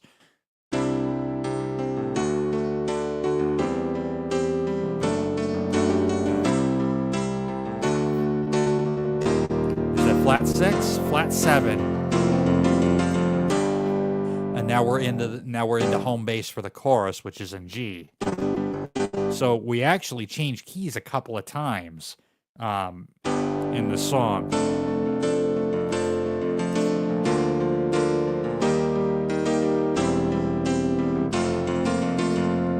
So we think we're in G major, but we're actually borrowing a bunch of chords from the minor, the relative minor, not the relative minor, excuse me, because that would be E minor, from the parallel minor, which is G minor. So we're borrowing the D minor,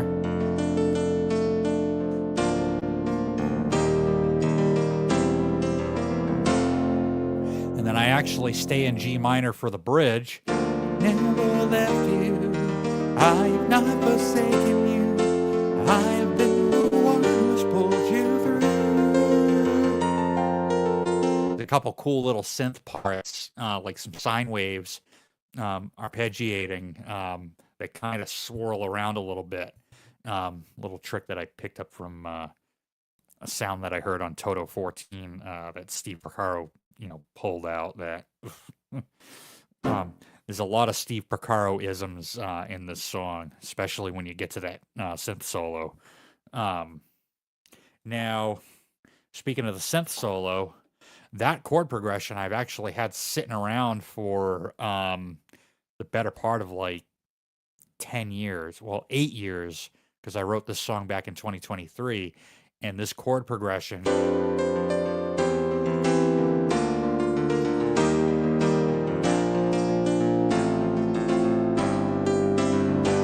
I actually had a whole nother chorus in another song I was working on. This was the chorus progression in that particular song, and I never did anything with the rest, with finishing it. So again, you're kind of pulling stuff, out of the, out of the shed, out of the storage bin, and it was actually in the key of F sharp.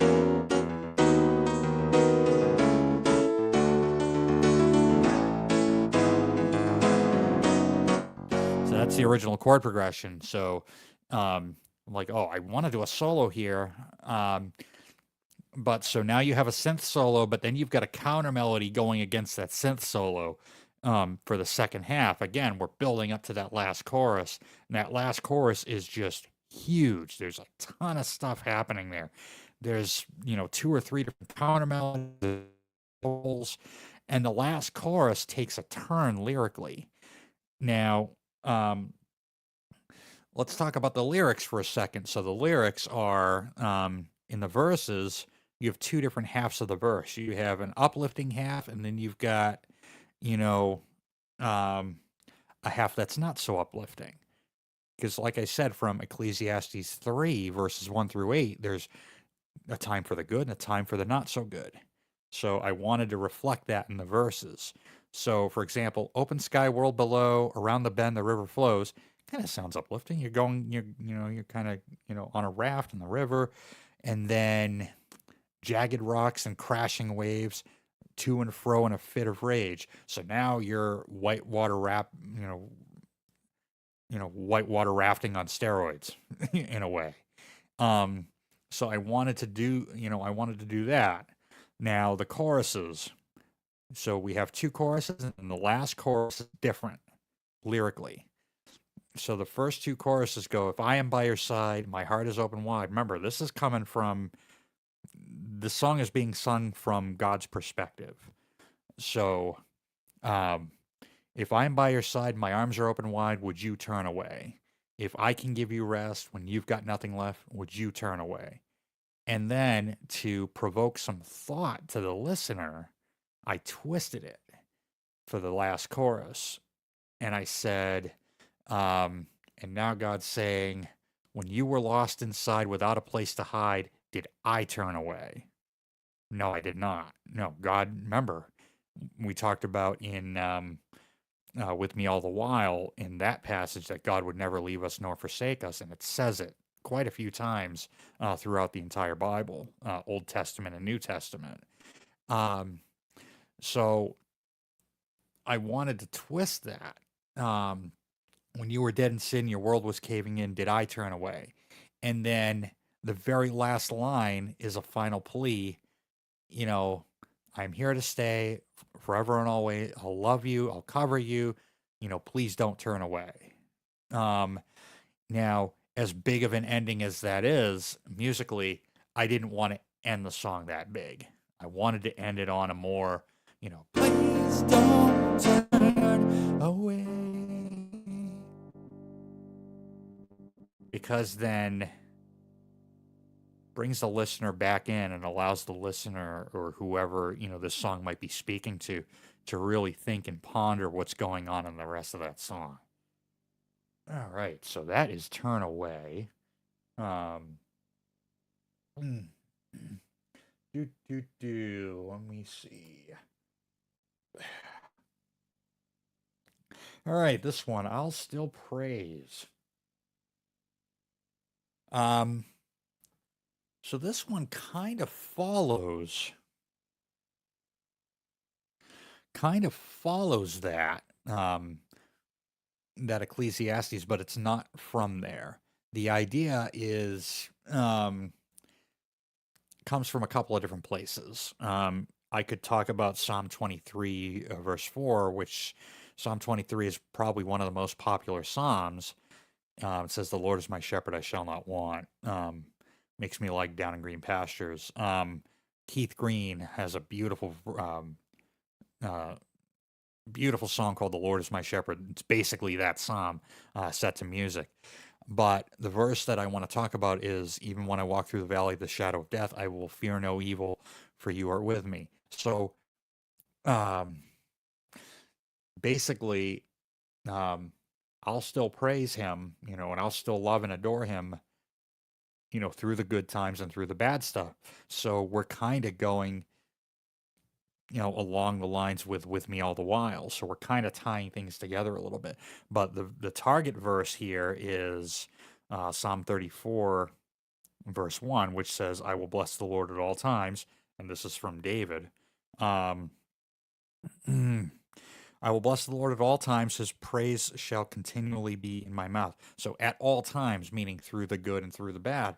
So you'll hear in this chorus, the chorus is going to talk about both things. But enough of me talking about that. Here's I'll Still Praise.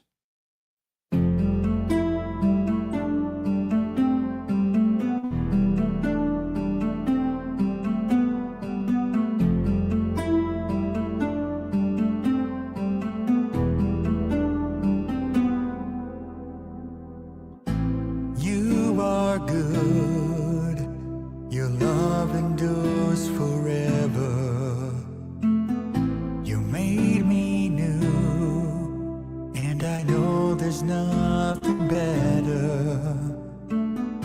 I love you, Lord, and I love to sing your praises. My cornerstone, the rock of all the ages. I give my all to you, and all I want to do is lift my hands and worship you. When the rain is falling down, when the sun is shining all around,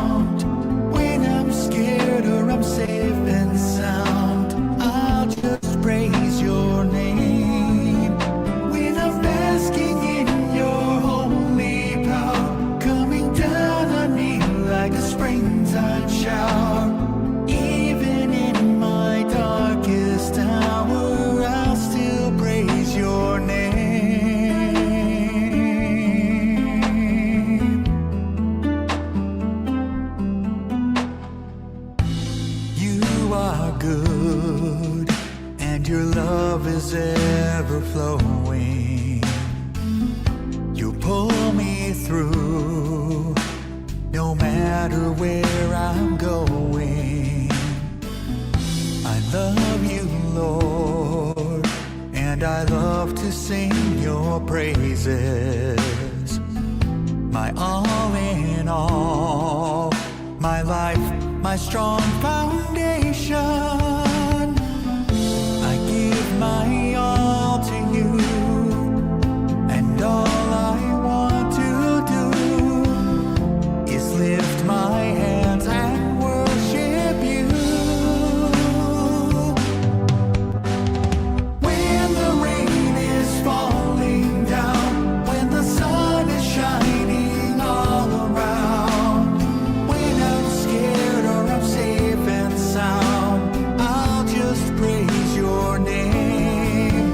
When I'm basking in your holy power, coming down on me like a springtime shower, even in my darkest hour, I'll still praise your name.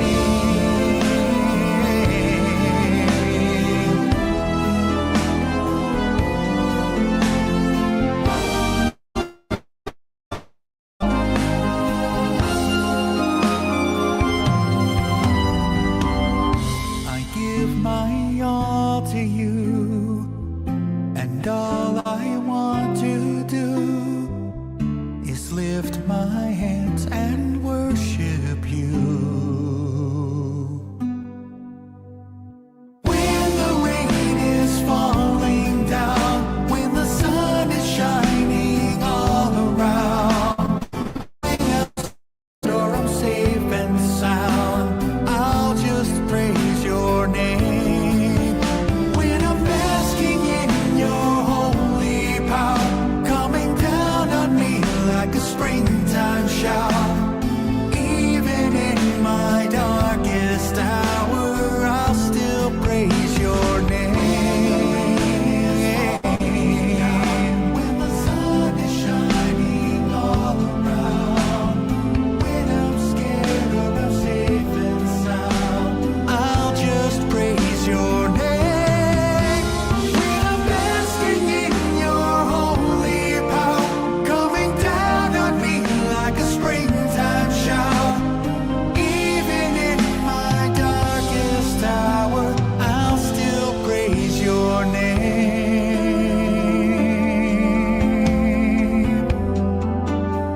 I'll still praise your name.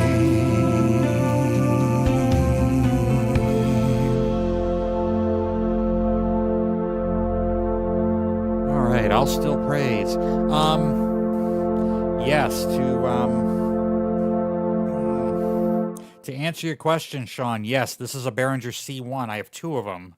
I actually want to get a couple more and use them on my drum kit. They're fantastic mics. Mhm.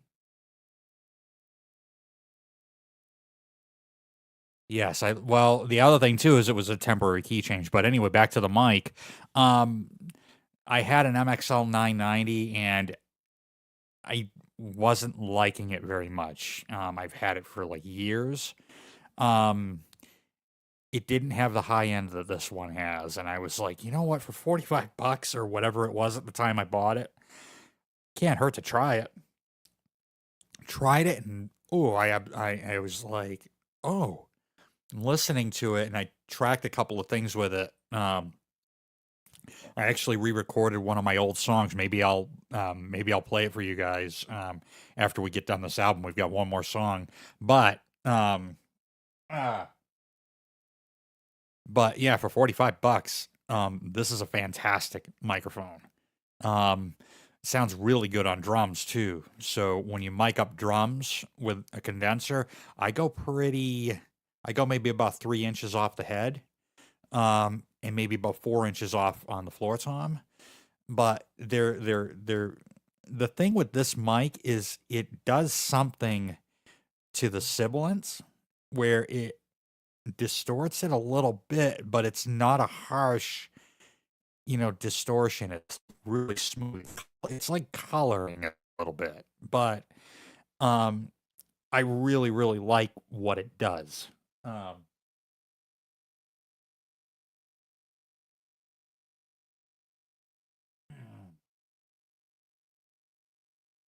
oh, thank you, Jimmy. We're getting to your song in a little bit, but I want to talk about this one first.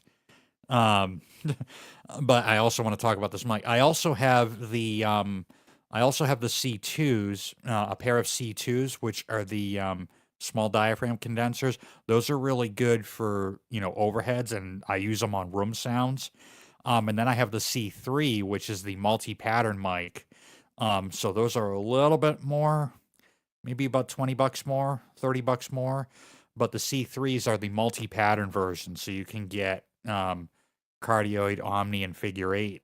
And then it's got a bass roll off and a pad. So you don't really have to um, spend a lot of money to get a good mic. There are some hidden gems out there. And, whether or not, this says Behringer on it, that I don't give a crap about that at all. If it sounds good, I'll use it. If it sounds good to me and it works for me, um, like I said, I've had this mic for 3 years. Like I said, I have two C3s, and then I got a pair of the C2s. They're all great mics. Like I said, I want to get another pair of the C1s. But anyway, so about the song, musically, some of the sounds you're hearing a custom Omnisphere sound that I made. Actually, I'll load up Omnisphere so you can hear it. All right. Let me see here.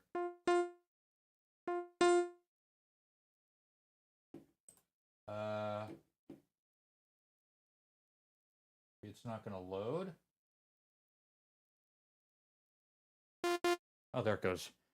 Like, why is it not playing? Oh, I have to open up the I got to open up the actual plugin for it to work. All right, so let me pull up the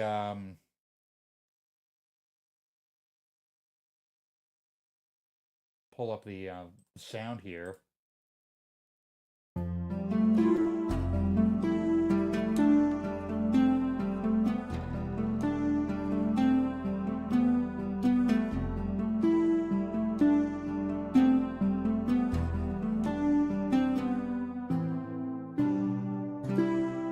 So I didn't so I was playing around with this, and I actually created this sound for one of the tracks in Walk in the Light.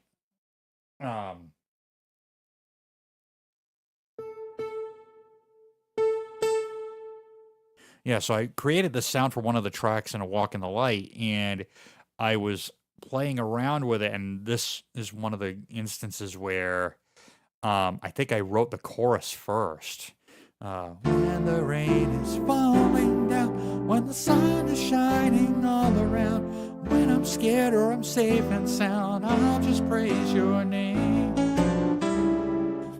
So I wrote the chorus first, and then I wrote the verse. You are good, your love endures forever. That's right out of the book of Psalms too. So I wanted to, again, throw some more, put some more scripture in there. And it's not, oh, I'm going to do this. It's just how the song came out.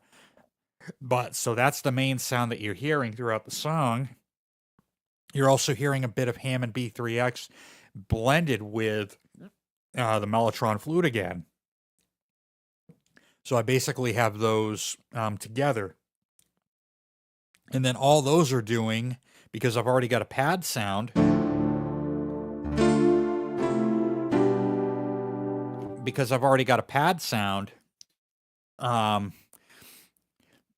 basically the Hammond and the Mellotron are adding just some extra color. So it's not like I'm using the same sound. I'm adding more color. And they're doing this kind of thing.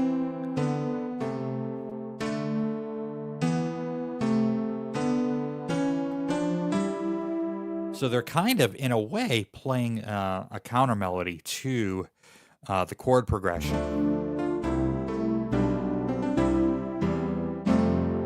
And then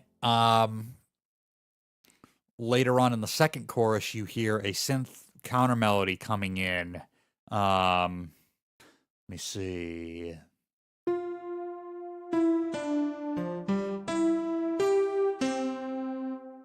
And then but it's in there. I can't remember exactly what it is. But you're hearing a counter melody, a couple different counter melodies in there in the second chorus, and then we get to that synth solo that everyone loves so much. That is again Arturia CS80. I think it's the V3. And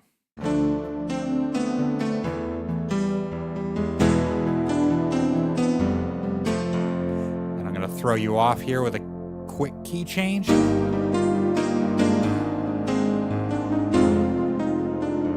Back home.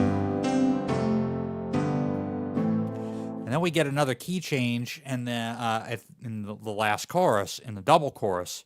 So yes, we've got a double chorus, but I change up the second one just a little bit, again, for ear candy. So we're coming out of that chorus. When I'm scared or I'm safe and sound, I'll just praise your name. When I'm basking in your springtime shower. Sorry, I'm not warmed up. Even in my darkest hour. And now we're coming back home, back down to the key of C. So most key changes that you hear will stay up in that new key. This one, I didn't want to do that. I wanted to bring it back down to, back down to home. I'll just praise your name.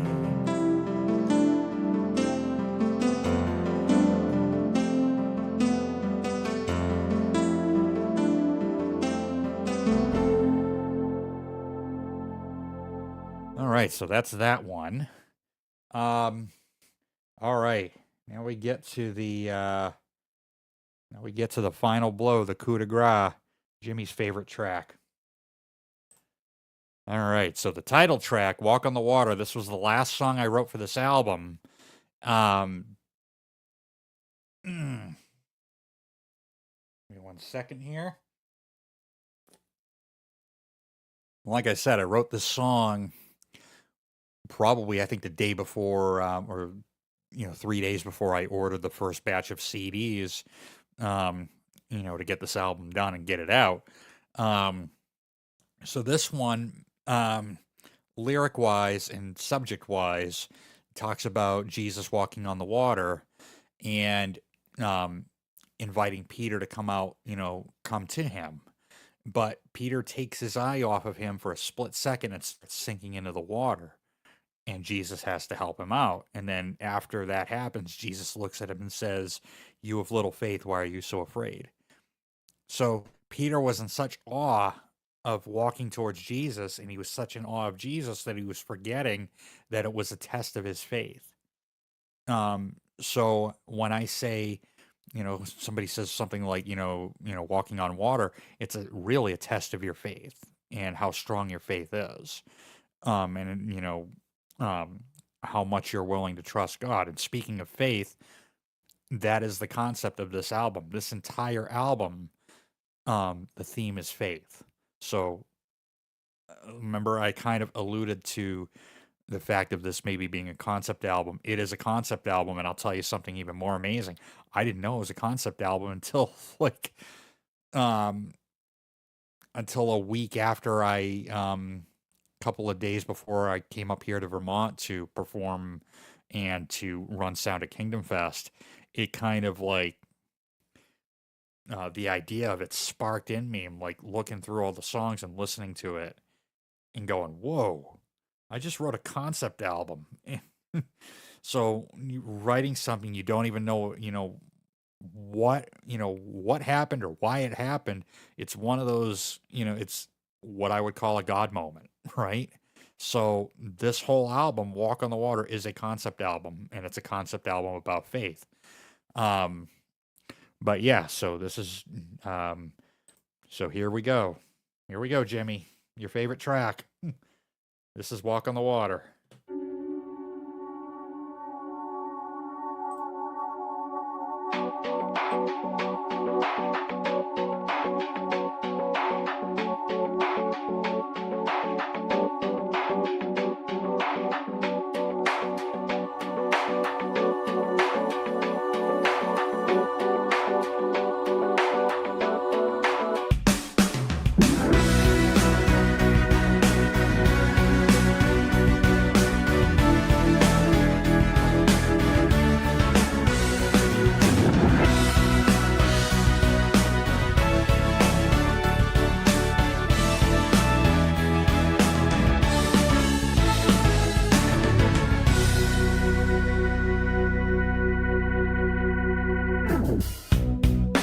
watching the world as it slowly turns. Your head is aching with questions that burn. You're running scared with burdens to bear, longing and looking for something better out there.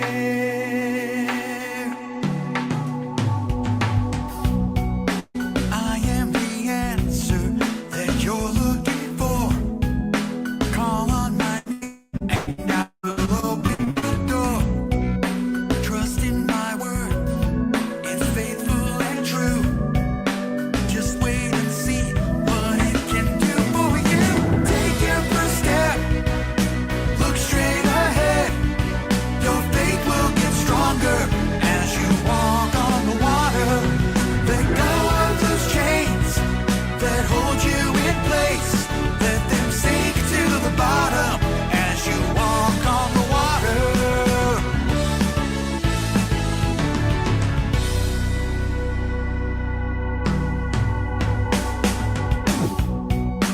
Come unto me, and I'll give you peace. Not as the world gives, do you get from me. My yoke is easy, my burden is light. Just know that I am always by your side. Take your first step, look straight ahead.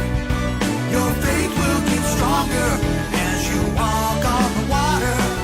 Let go of those chains that hold you in place. Let them sink to the bottom as you walk on the water.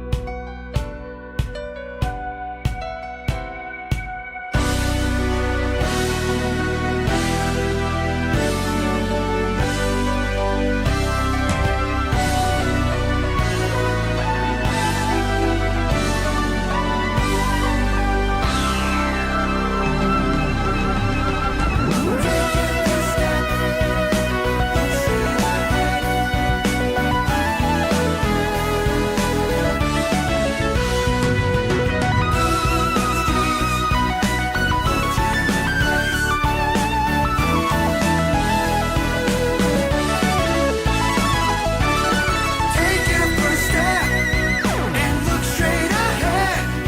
Your faith will get stronger as you walk on the water. Let go of those chains that hold you in place. Let them sink to the bottom as you walk on the water.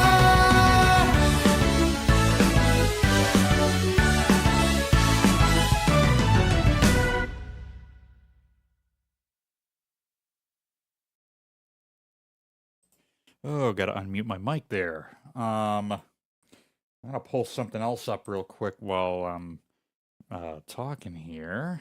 Where is that? That's Staycation. I'm looking for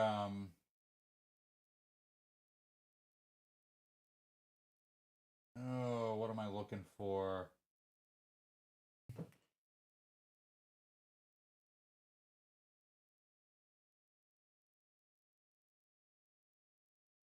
Oh, that's what I'm for. Give me 1 second here. There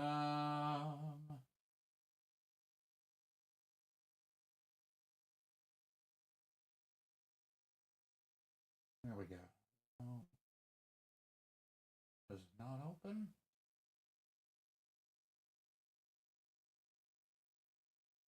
I was looking for another song I wanted to do after this as a bonus, but I can't find it.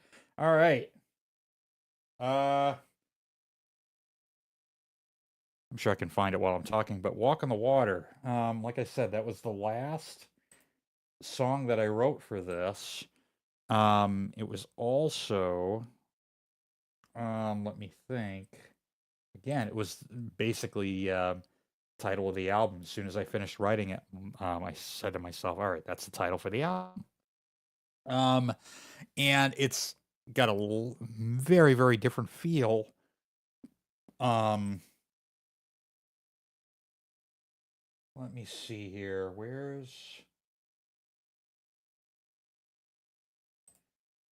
think it's in here.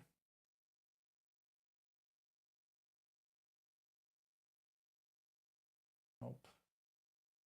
Oh, looking for something else because I've got another song I think I want to play. Um,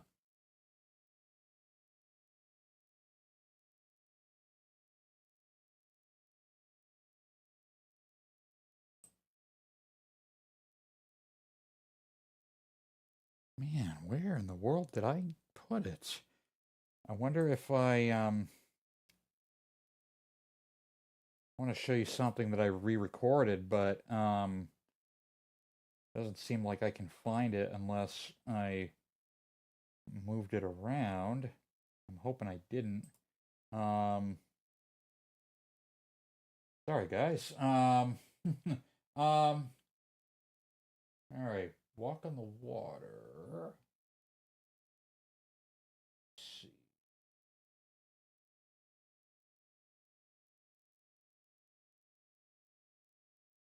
Guess I can't find it.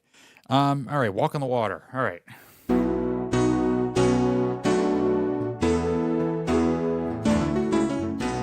So this has a very different feel, and when you open an album, you know, your first song is probably going to set the expectation of that whole album. This is the only song that has kind of a proggy, you know, kind of almost rocking kind of sound to it.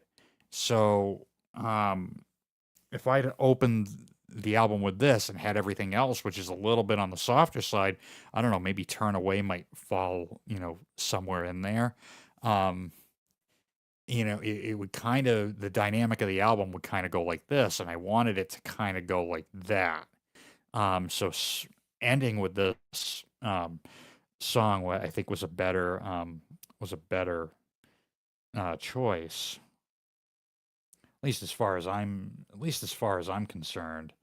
I'm gonna do one more thing here. Okay.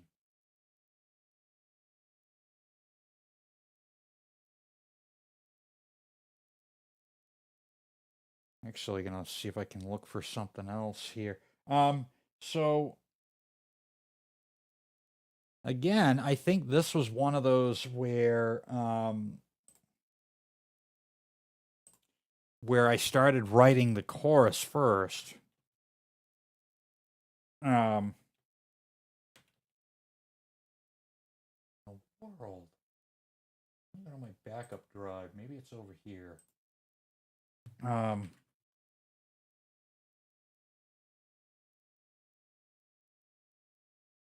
So I wrote the chorus first, but the phrase "walk on the water" popped into my head.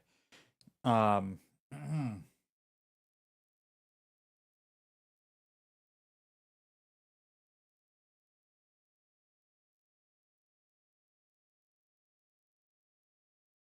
did I?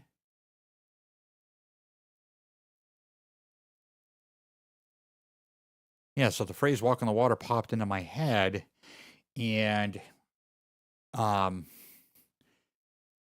thinking about, you know, when Peter was walking towards Jesus, Jesus wanted Peter to look straight at him and nowhere else. Because otherwise you're gonna start sinking, and you're gonna start, you know, thinking about other stuff and letting other stuff, you know, come into your brain. And it would wind up being a distraction. And, you know, when you get distracted like I am right now, trying to find this other song, it doesn't quite work, doesn't quite pan out. You know, so, but I had this cool,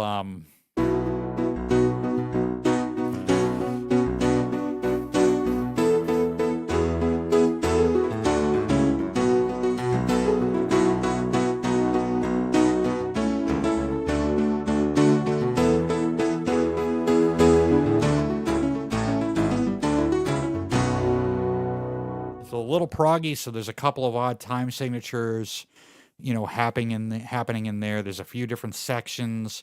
Um, I wanted the verses to be to have a completely different feel, so I used a lot of pads. The only piano in there is playing that upper part.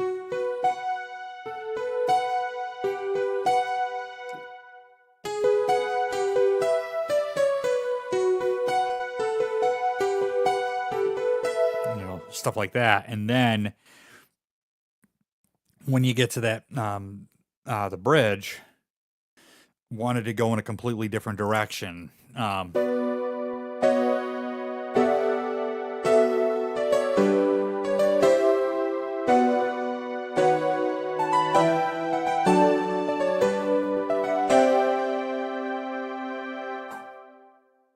Yeah, so went in a completely different went in a completely different direction, and then again, we're talking about dynamics.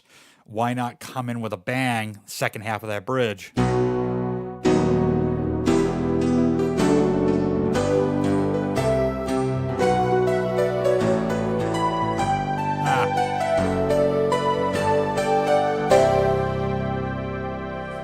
And there's a lot of different sounds happening there.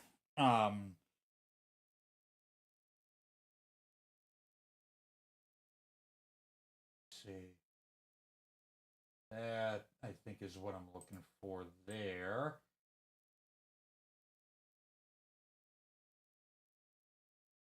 There we go. All right, I found what I was looking for. Let me just see here.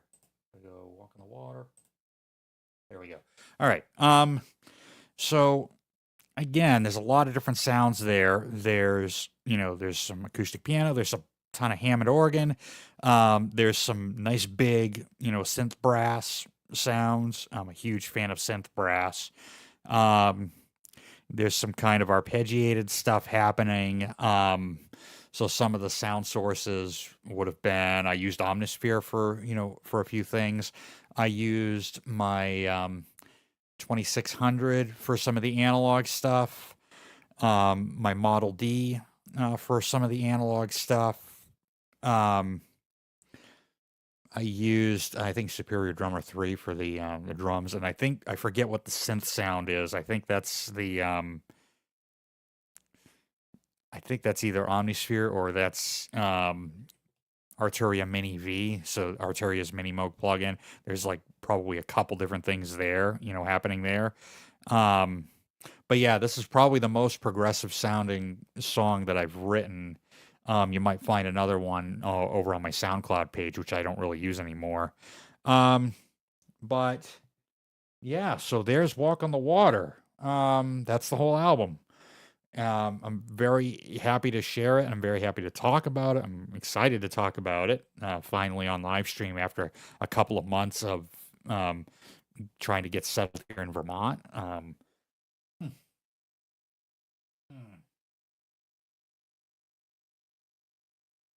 Oh yeah, like this mic has some color to it, and it's not like and it's not distracting in any way with this mic. Like like I said, I'm a fan of this mic. I really really like it. I think it's one of those I think it's one of the lesser known, things, because people will go for probably one of the Shores or one of the Audio Technicas as like their entry level, vocal mic. But you know what? For $45, I can't go wrong with it. Yeah, so that's Walk on the Water. So that's available on most, if not all, streaming platforms. If you want to purchase it, you can purchase it over on Bandcamp, my Bandcamp page, which is right there. It's kind of scrolling along there, and I forgot to change that banner to Walk on the Water. That's what happens when I get distracted. So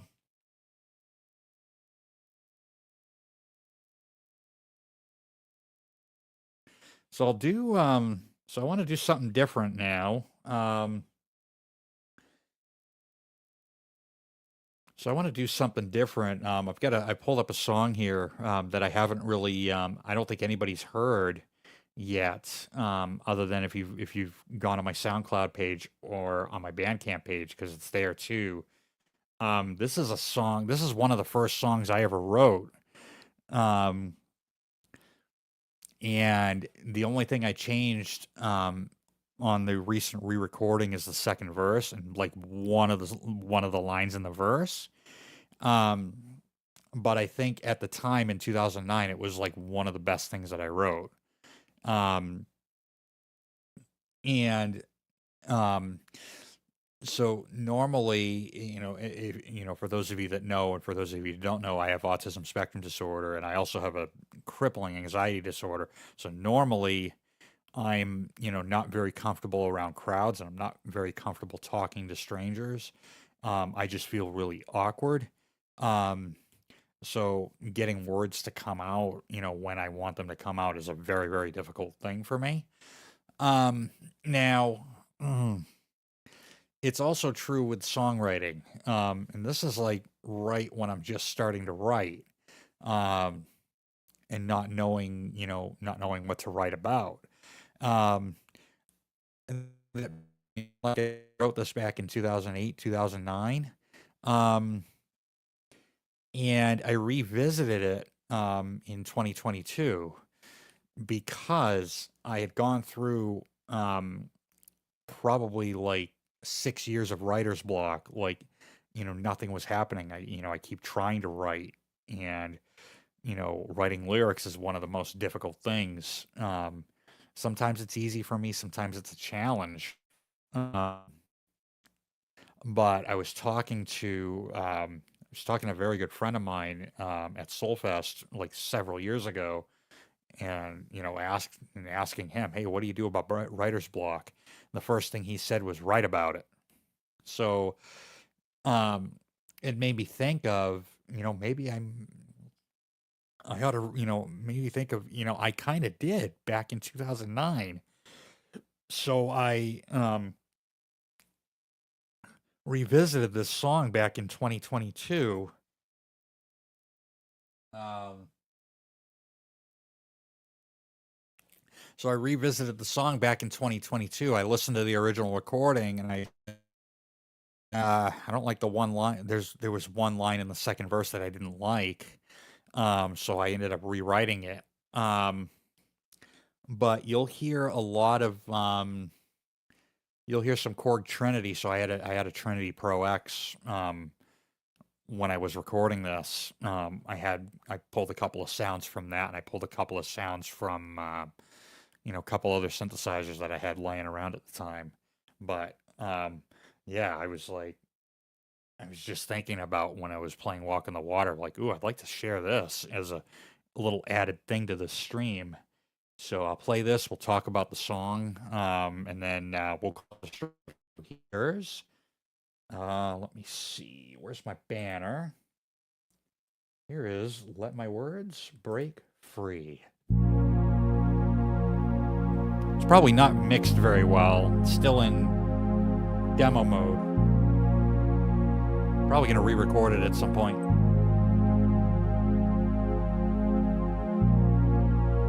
Sitting by the window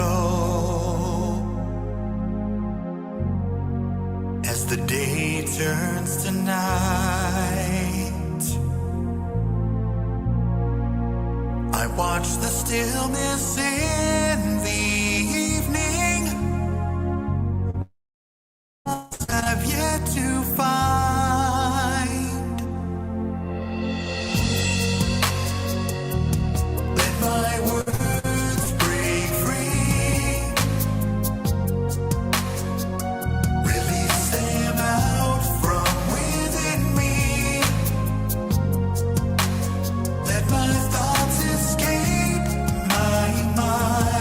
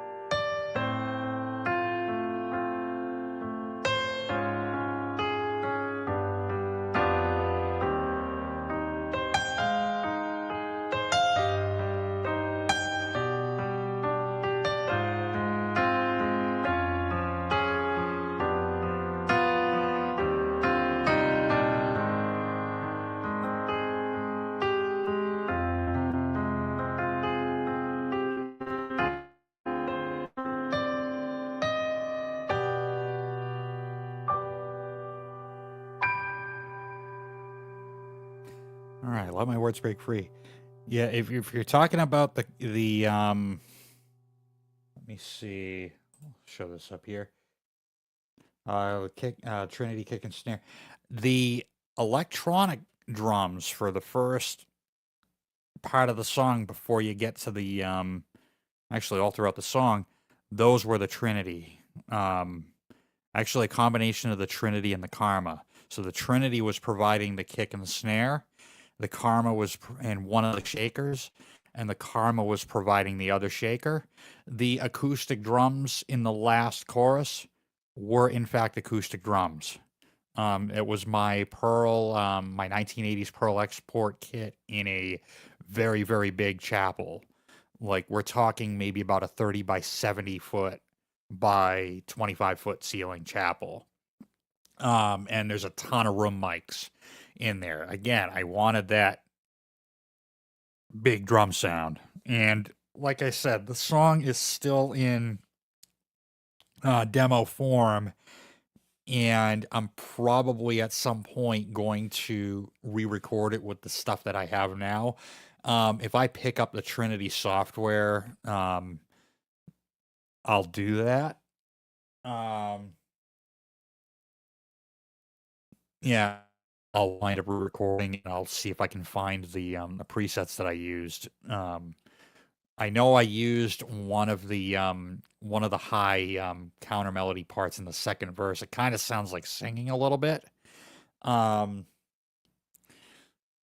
then there's a pad / lead sound that I used in the bridge section where I do some pitch bending with it.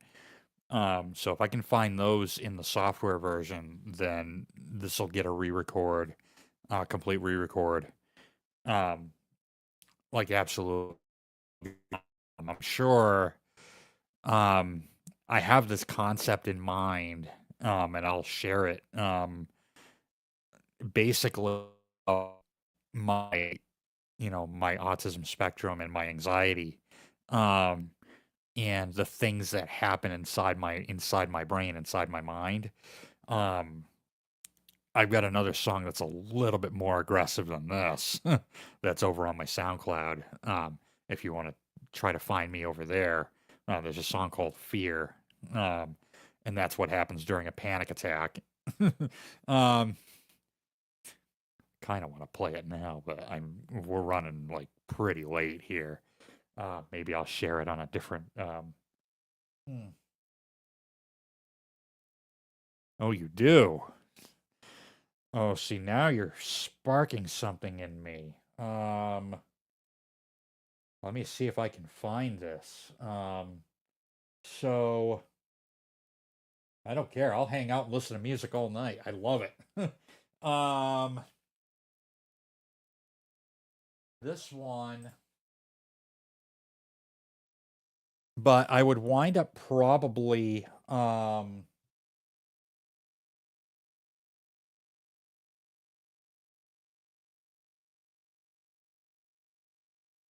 I hope I have it in here.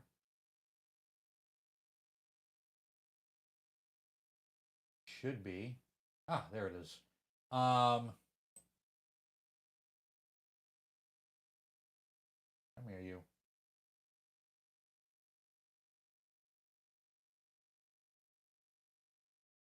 There it is. Yeah, so I might let my words break free, and then I might put this one like on that album, but I might give this one a re-record because this was done 10 years ago with some different equipment and I was still working on.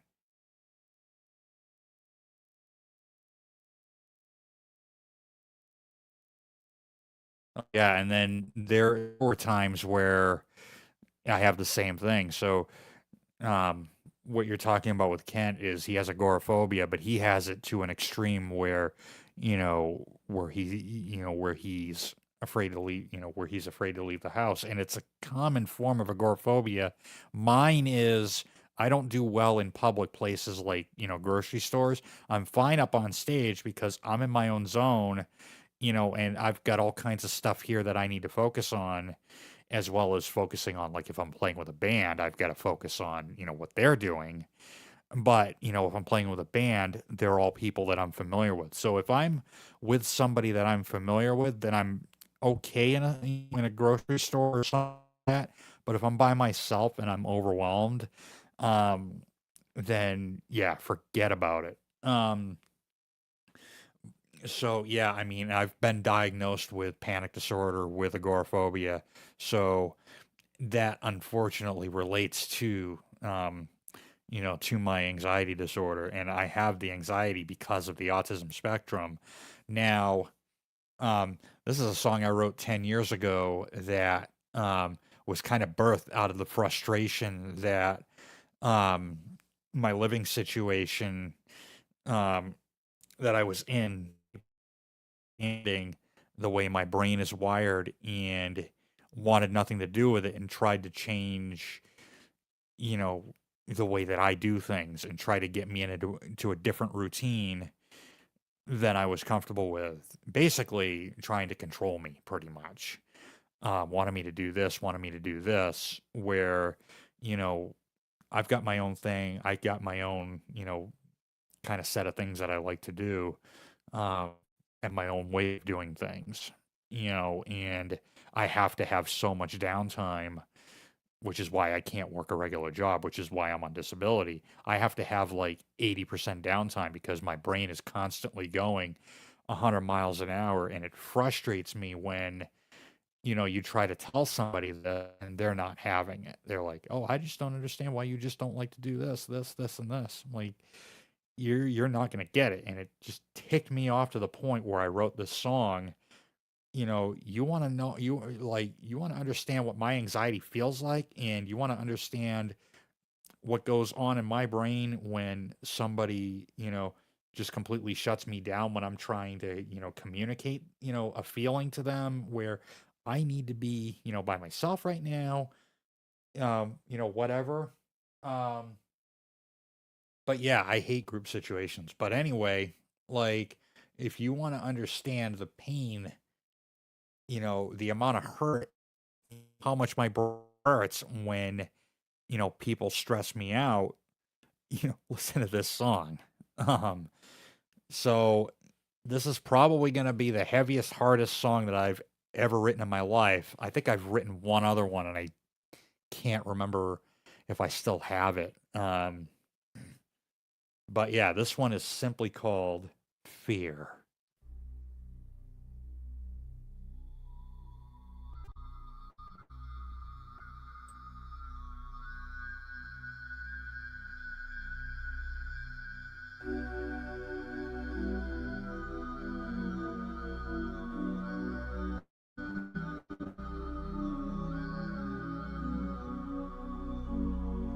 Standing on the outside, looking toward the inside, never really knowing who I am. People from the outlands don't like what they don't understand. Society just doesn't want me in. So I just hide away from here, in a place where I can't hear all the chaos and confusion, all the mind games and illusions that burn me to the core till I can't bear it anymore. Here I am, hiding somewhere in the depths of fear. Here I am, see right through me, 'cause my sickness won't just disappear. For many years and many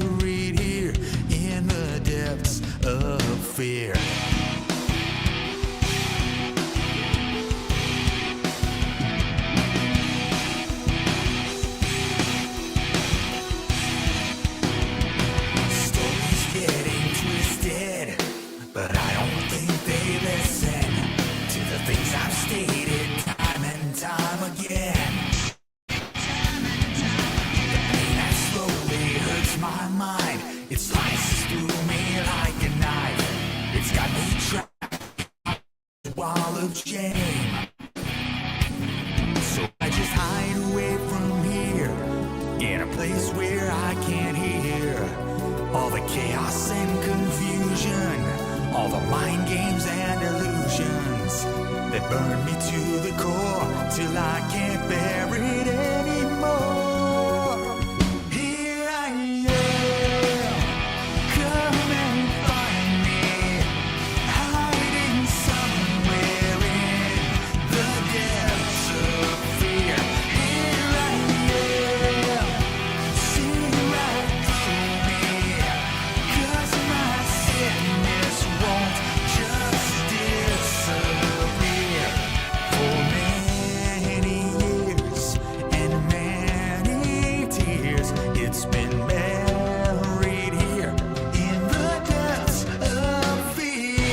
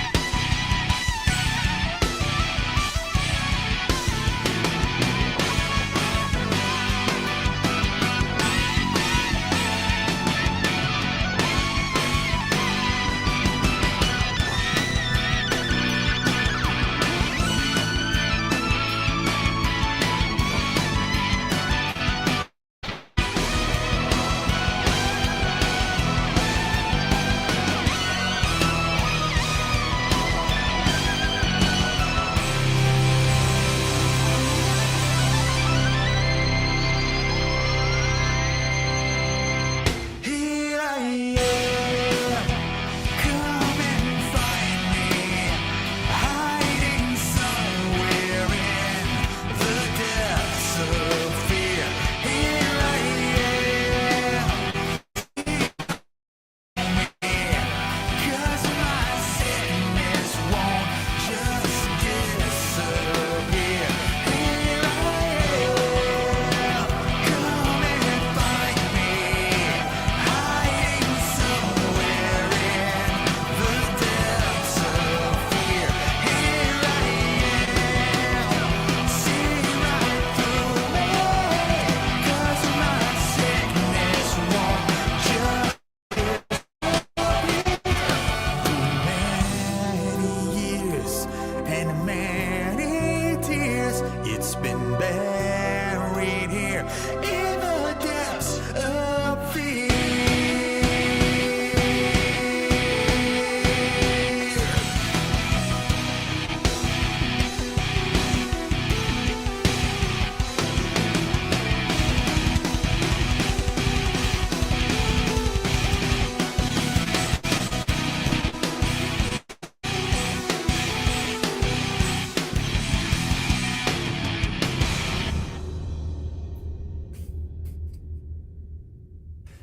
Yeah, Jimmy, you better have been headbanging to that. Yeah, so I gotta tell you that, um,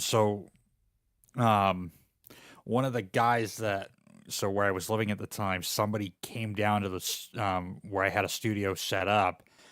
I was avoiding him working on this song because I was so like, ticked off. Um, that nobody was listening to me. And he's quietly sitting on the couch while I'm getting that sound for that synth solo. Um, and he quietly is like, "Are you avoiding me?" Like, I just ignored him, had headphones on. I'm like, working on the song, um, and then he quietly walks out of the room. I'm like, yeah, you think? um, oh gosh, yeah, it was honestly, it was a release for me to write that. Like I needed to get it out because, if nobody's gonna listen to me verbally communicate, my feelings, like, this is what's happening with my brain, and you're not listening, and the not listening part was the thing that triggered me into writing the song, um, and finally getting it out. Um, and like I said, I mean, the wheels are kind of spinning in my head about doing this concept album, and I want to re-record it, um, re-record this tune, um, put it maybe in a higher key because my voice can go higher now because I've been singing so long, and I feel like my voice is in a lot better shape now than it was, 10 years ago. Um, mm, and oh yeah, songwriting is a therapy, for me. Especially when I don't have any other way of getting emotions or getting thoughts out. Um, the best thing to do is to get them out lyrically. Um, mm, but like I said, those were the things that triggered that. And now the other thing is, I knew I couldn't write, in a style that I normally write in. I couldn't write in an adult contemporary pop rock, Toto, Bruce Hornsby kind of, feel. It would not work. So that's the other thing um, with writing is, depending on what you want to write, make sure that music, suits, you know, the lyrics. The music can really, alongside the lyrics, can really define the message that you're trying to, that you're trying to send out. Like, I mean, if I wrote this like a piano ballad,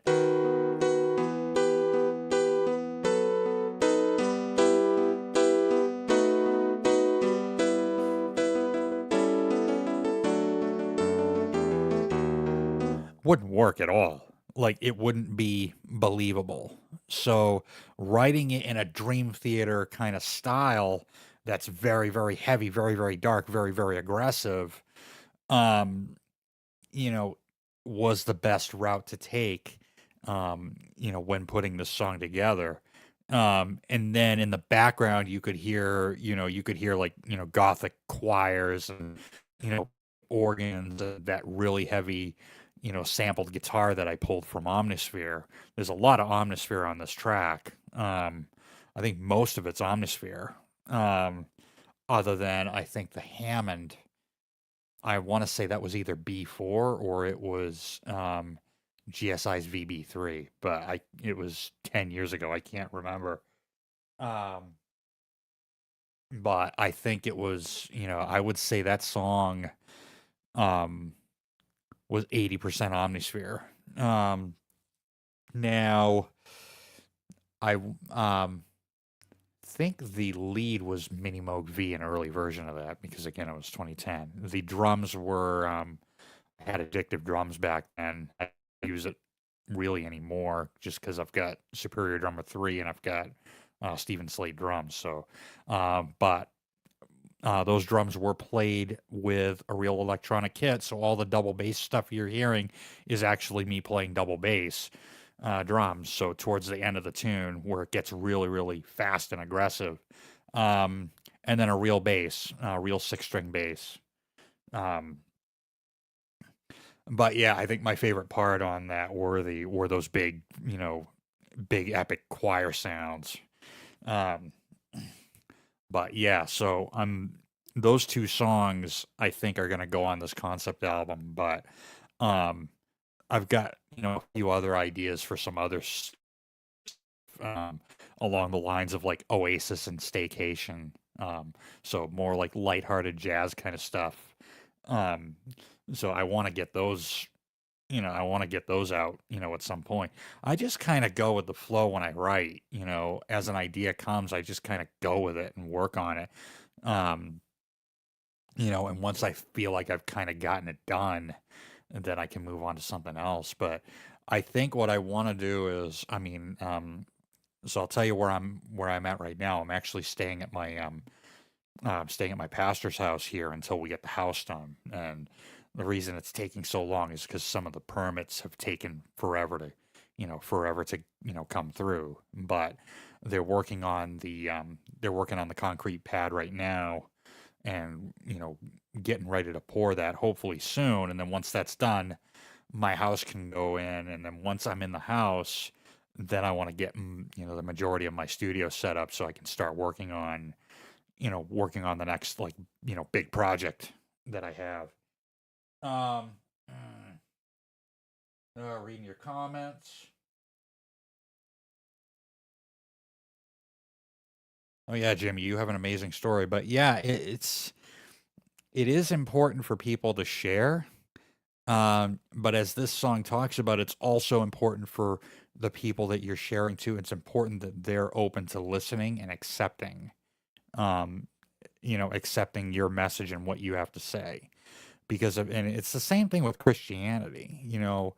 You have to accept, the word of God as it is. You can't add to it, you can't twist it. You can't twist it to make it mean, what you want it to mean. It is what it is. And I believe in it with my whole heart. I love the word of God. As it is. It's amazing, especially when you really dig into the meaning behind it. But it's really important for those that you're sharing with, to listen. And like I said, that's what, the song Fear is about. And that's what triggered it. People weren't listening to, you know, what I had to share.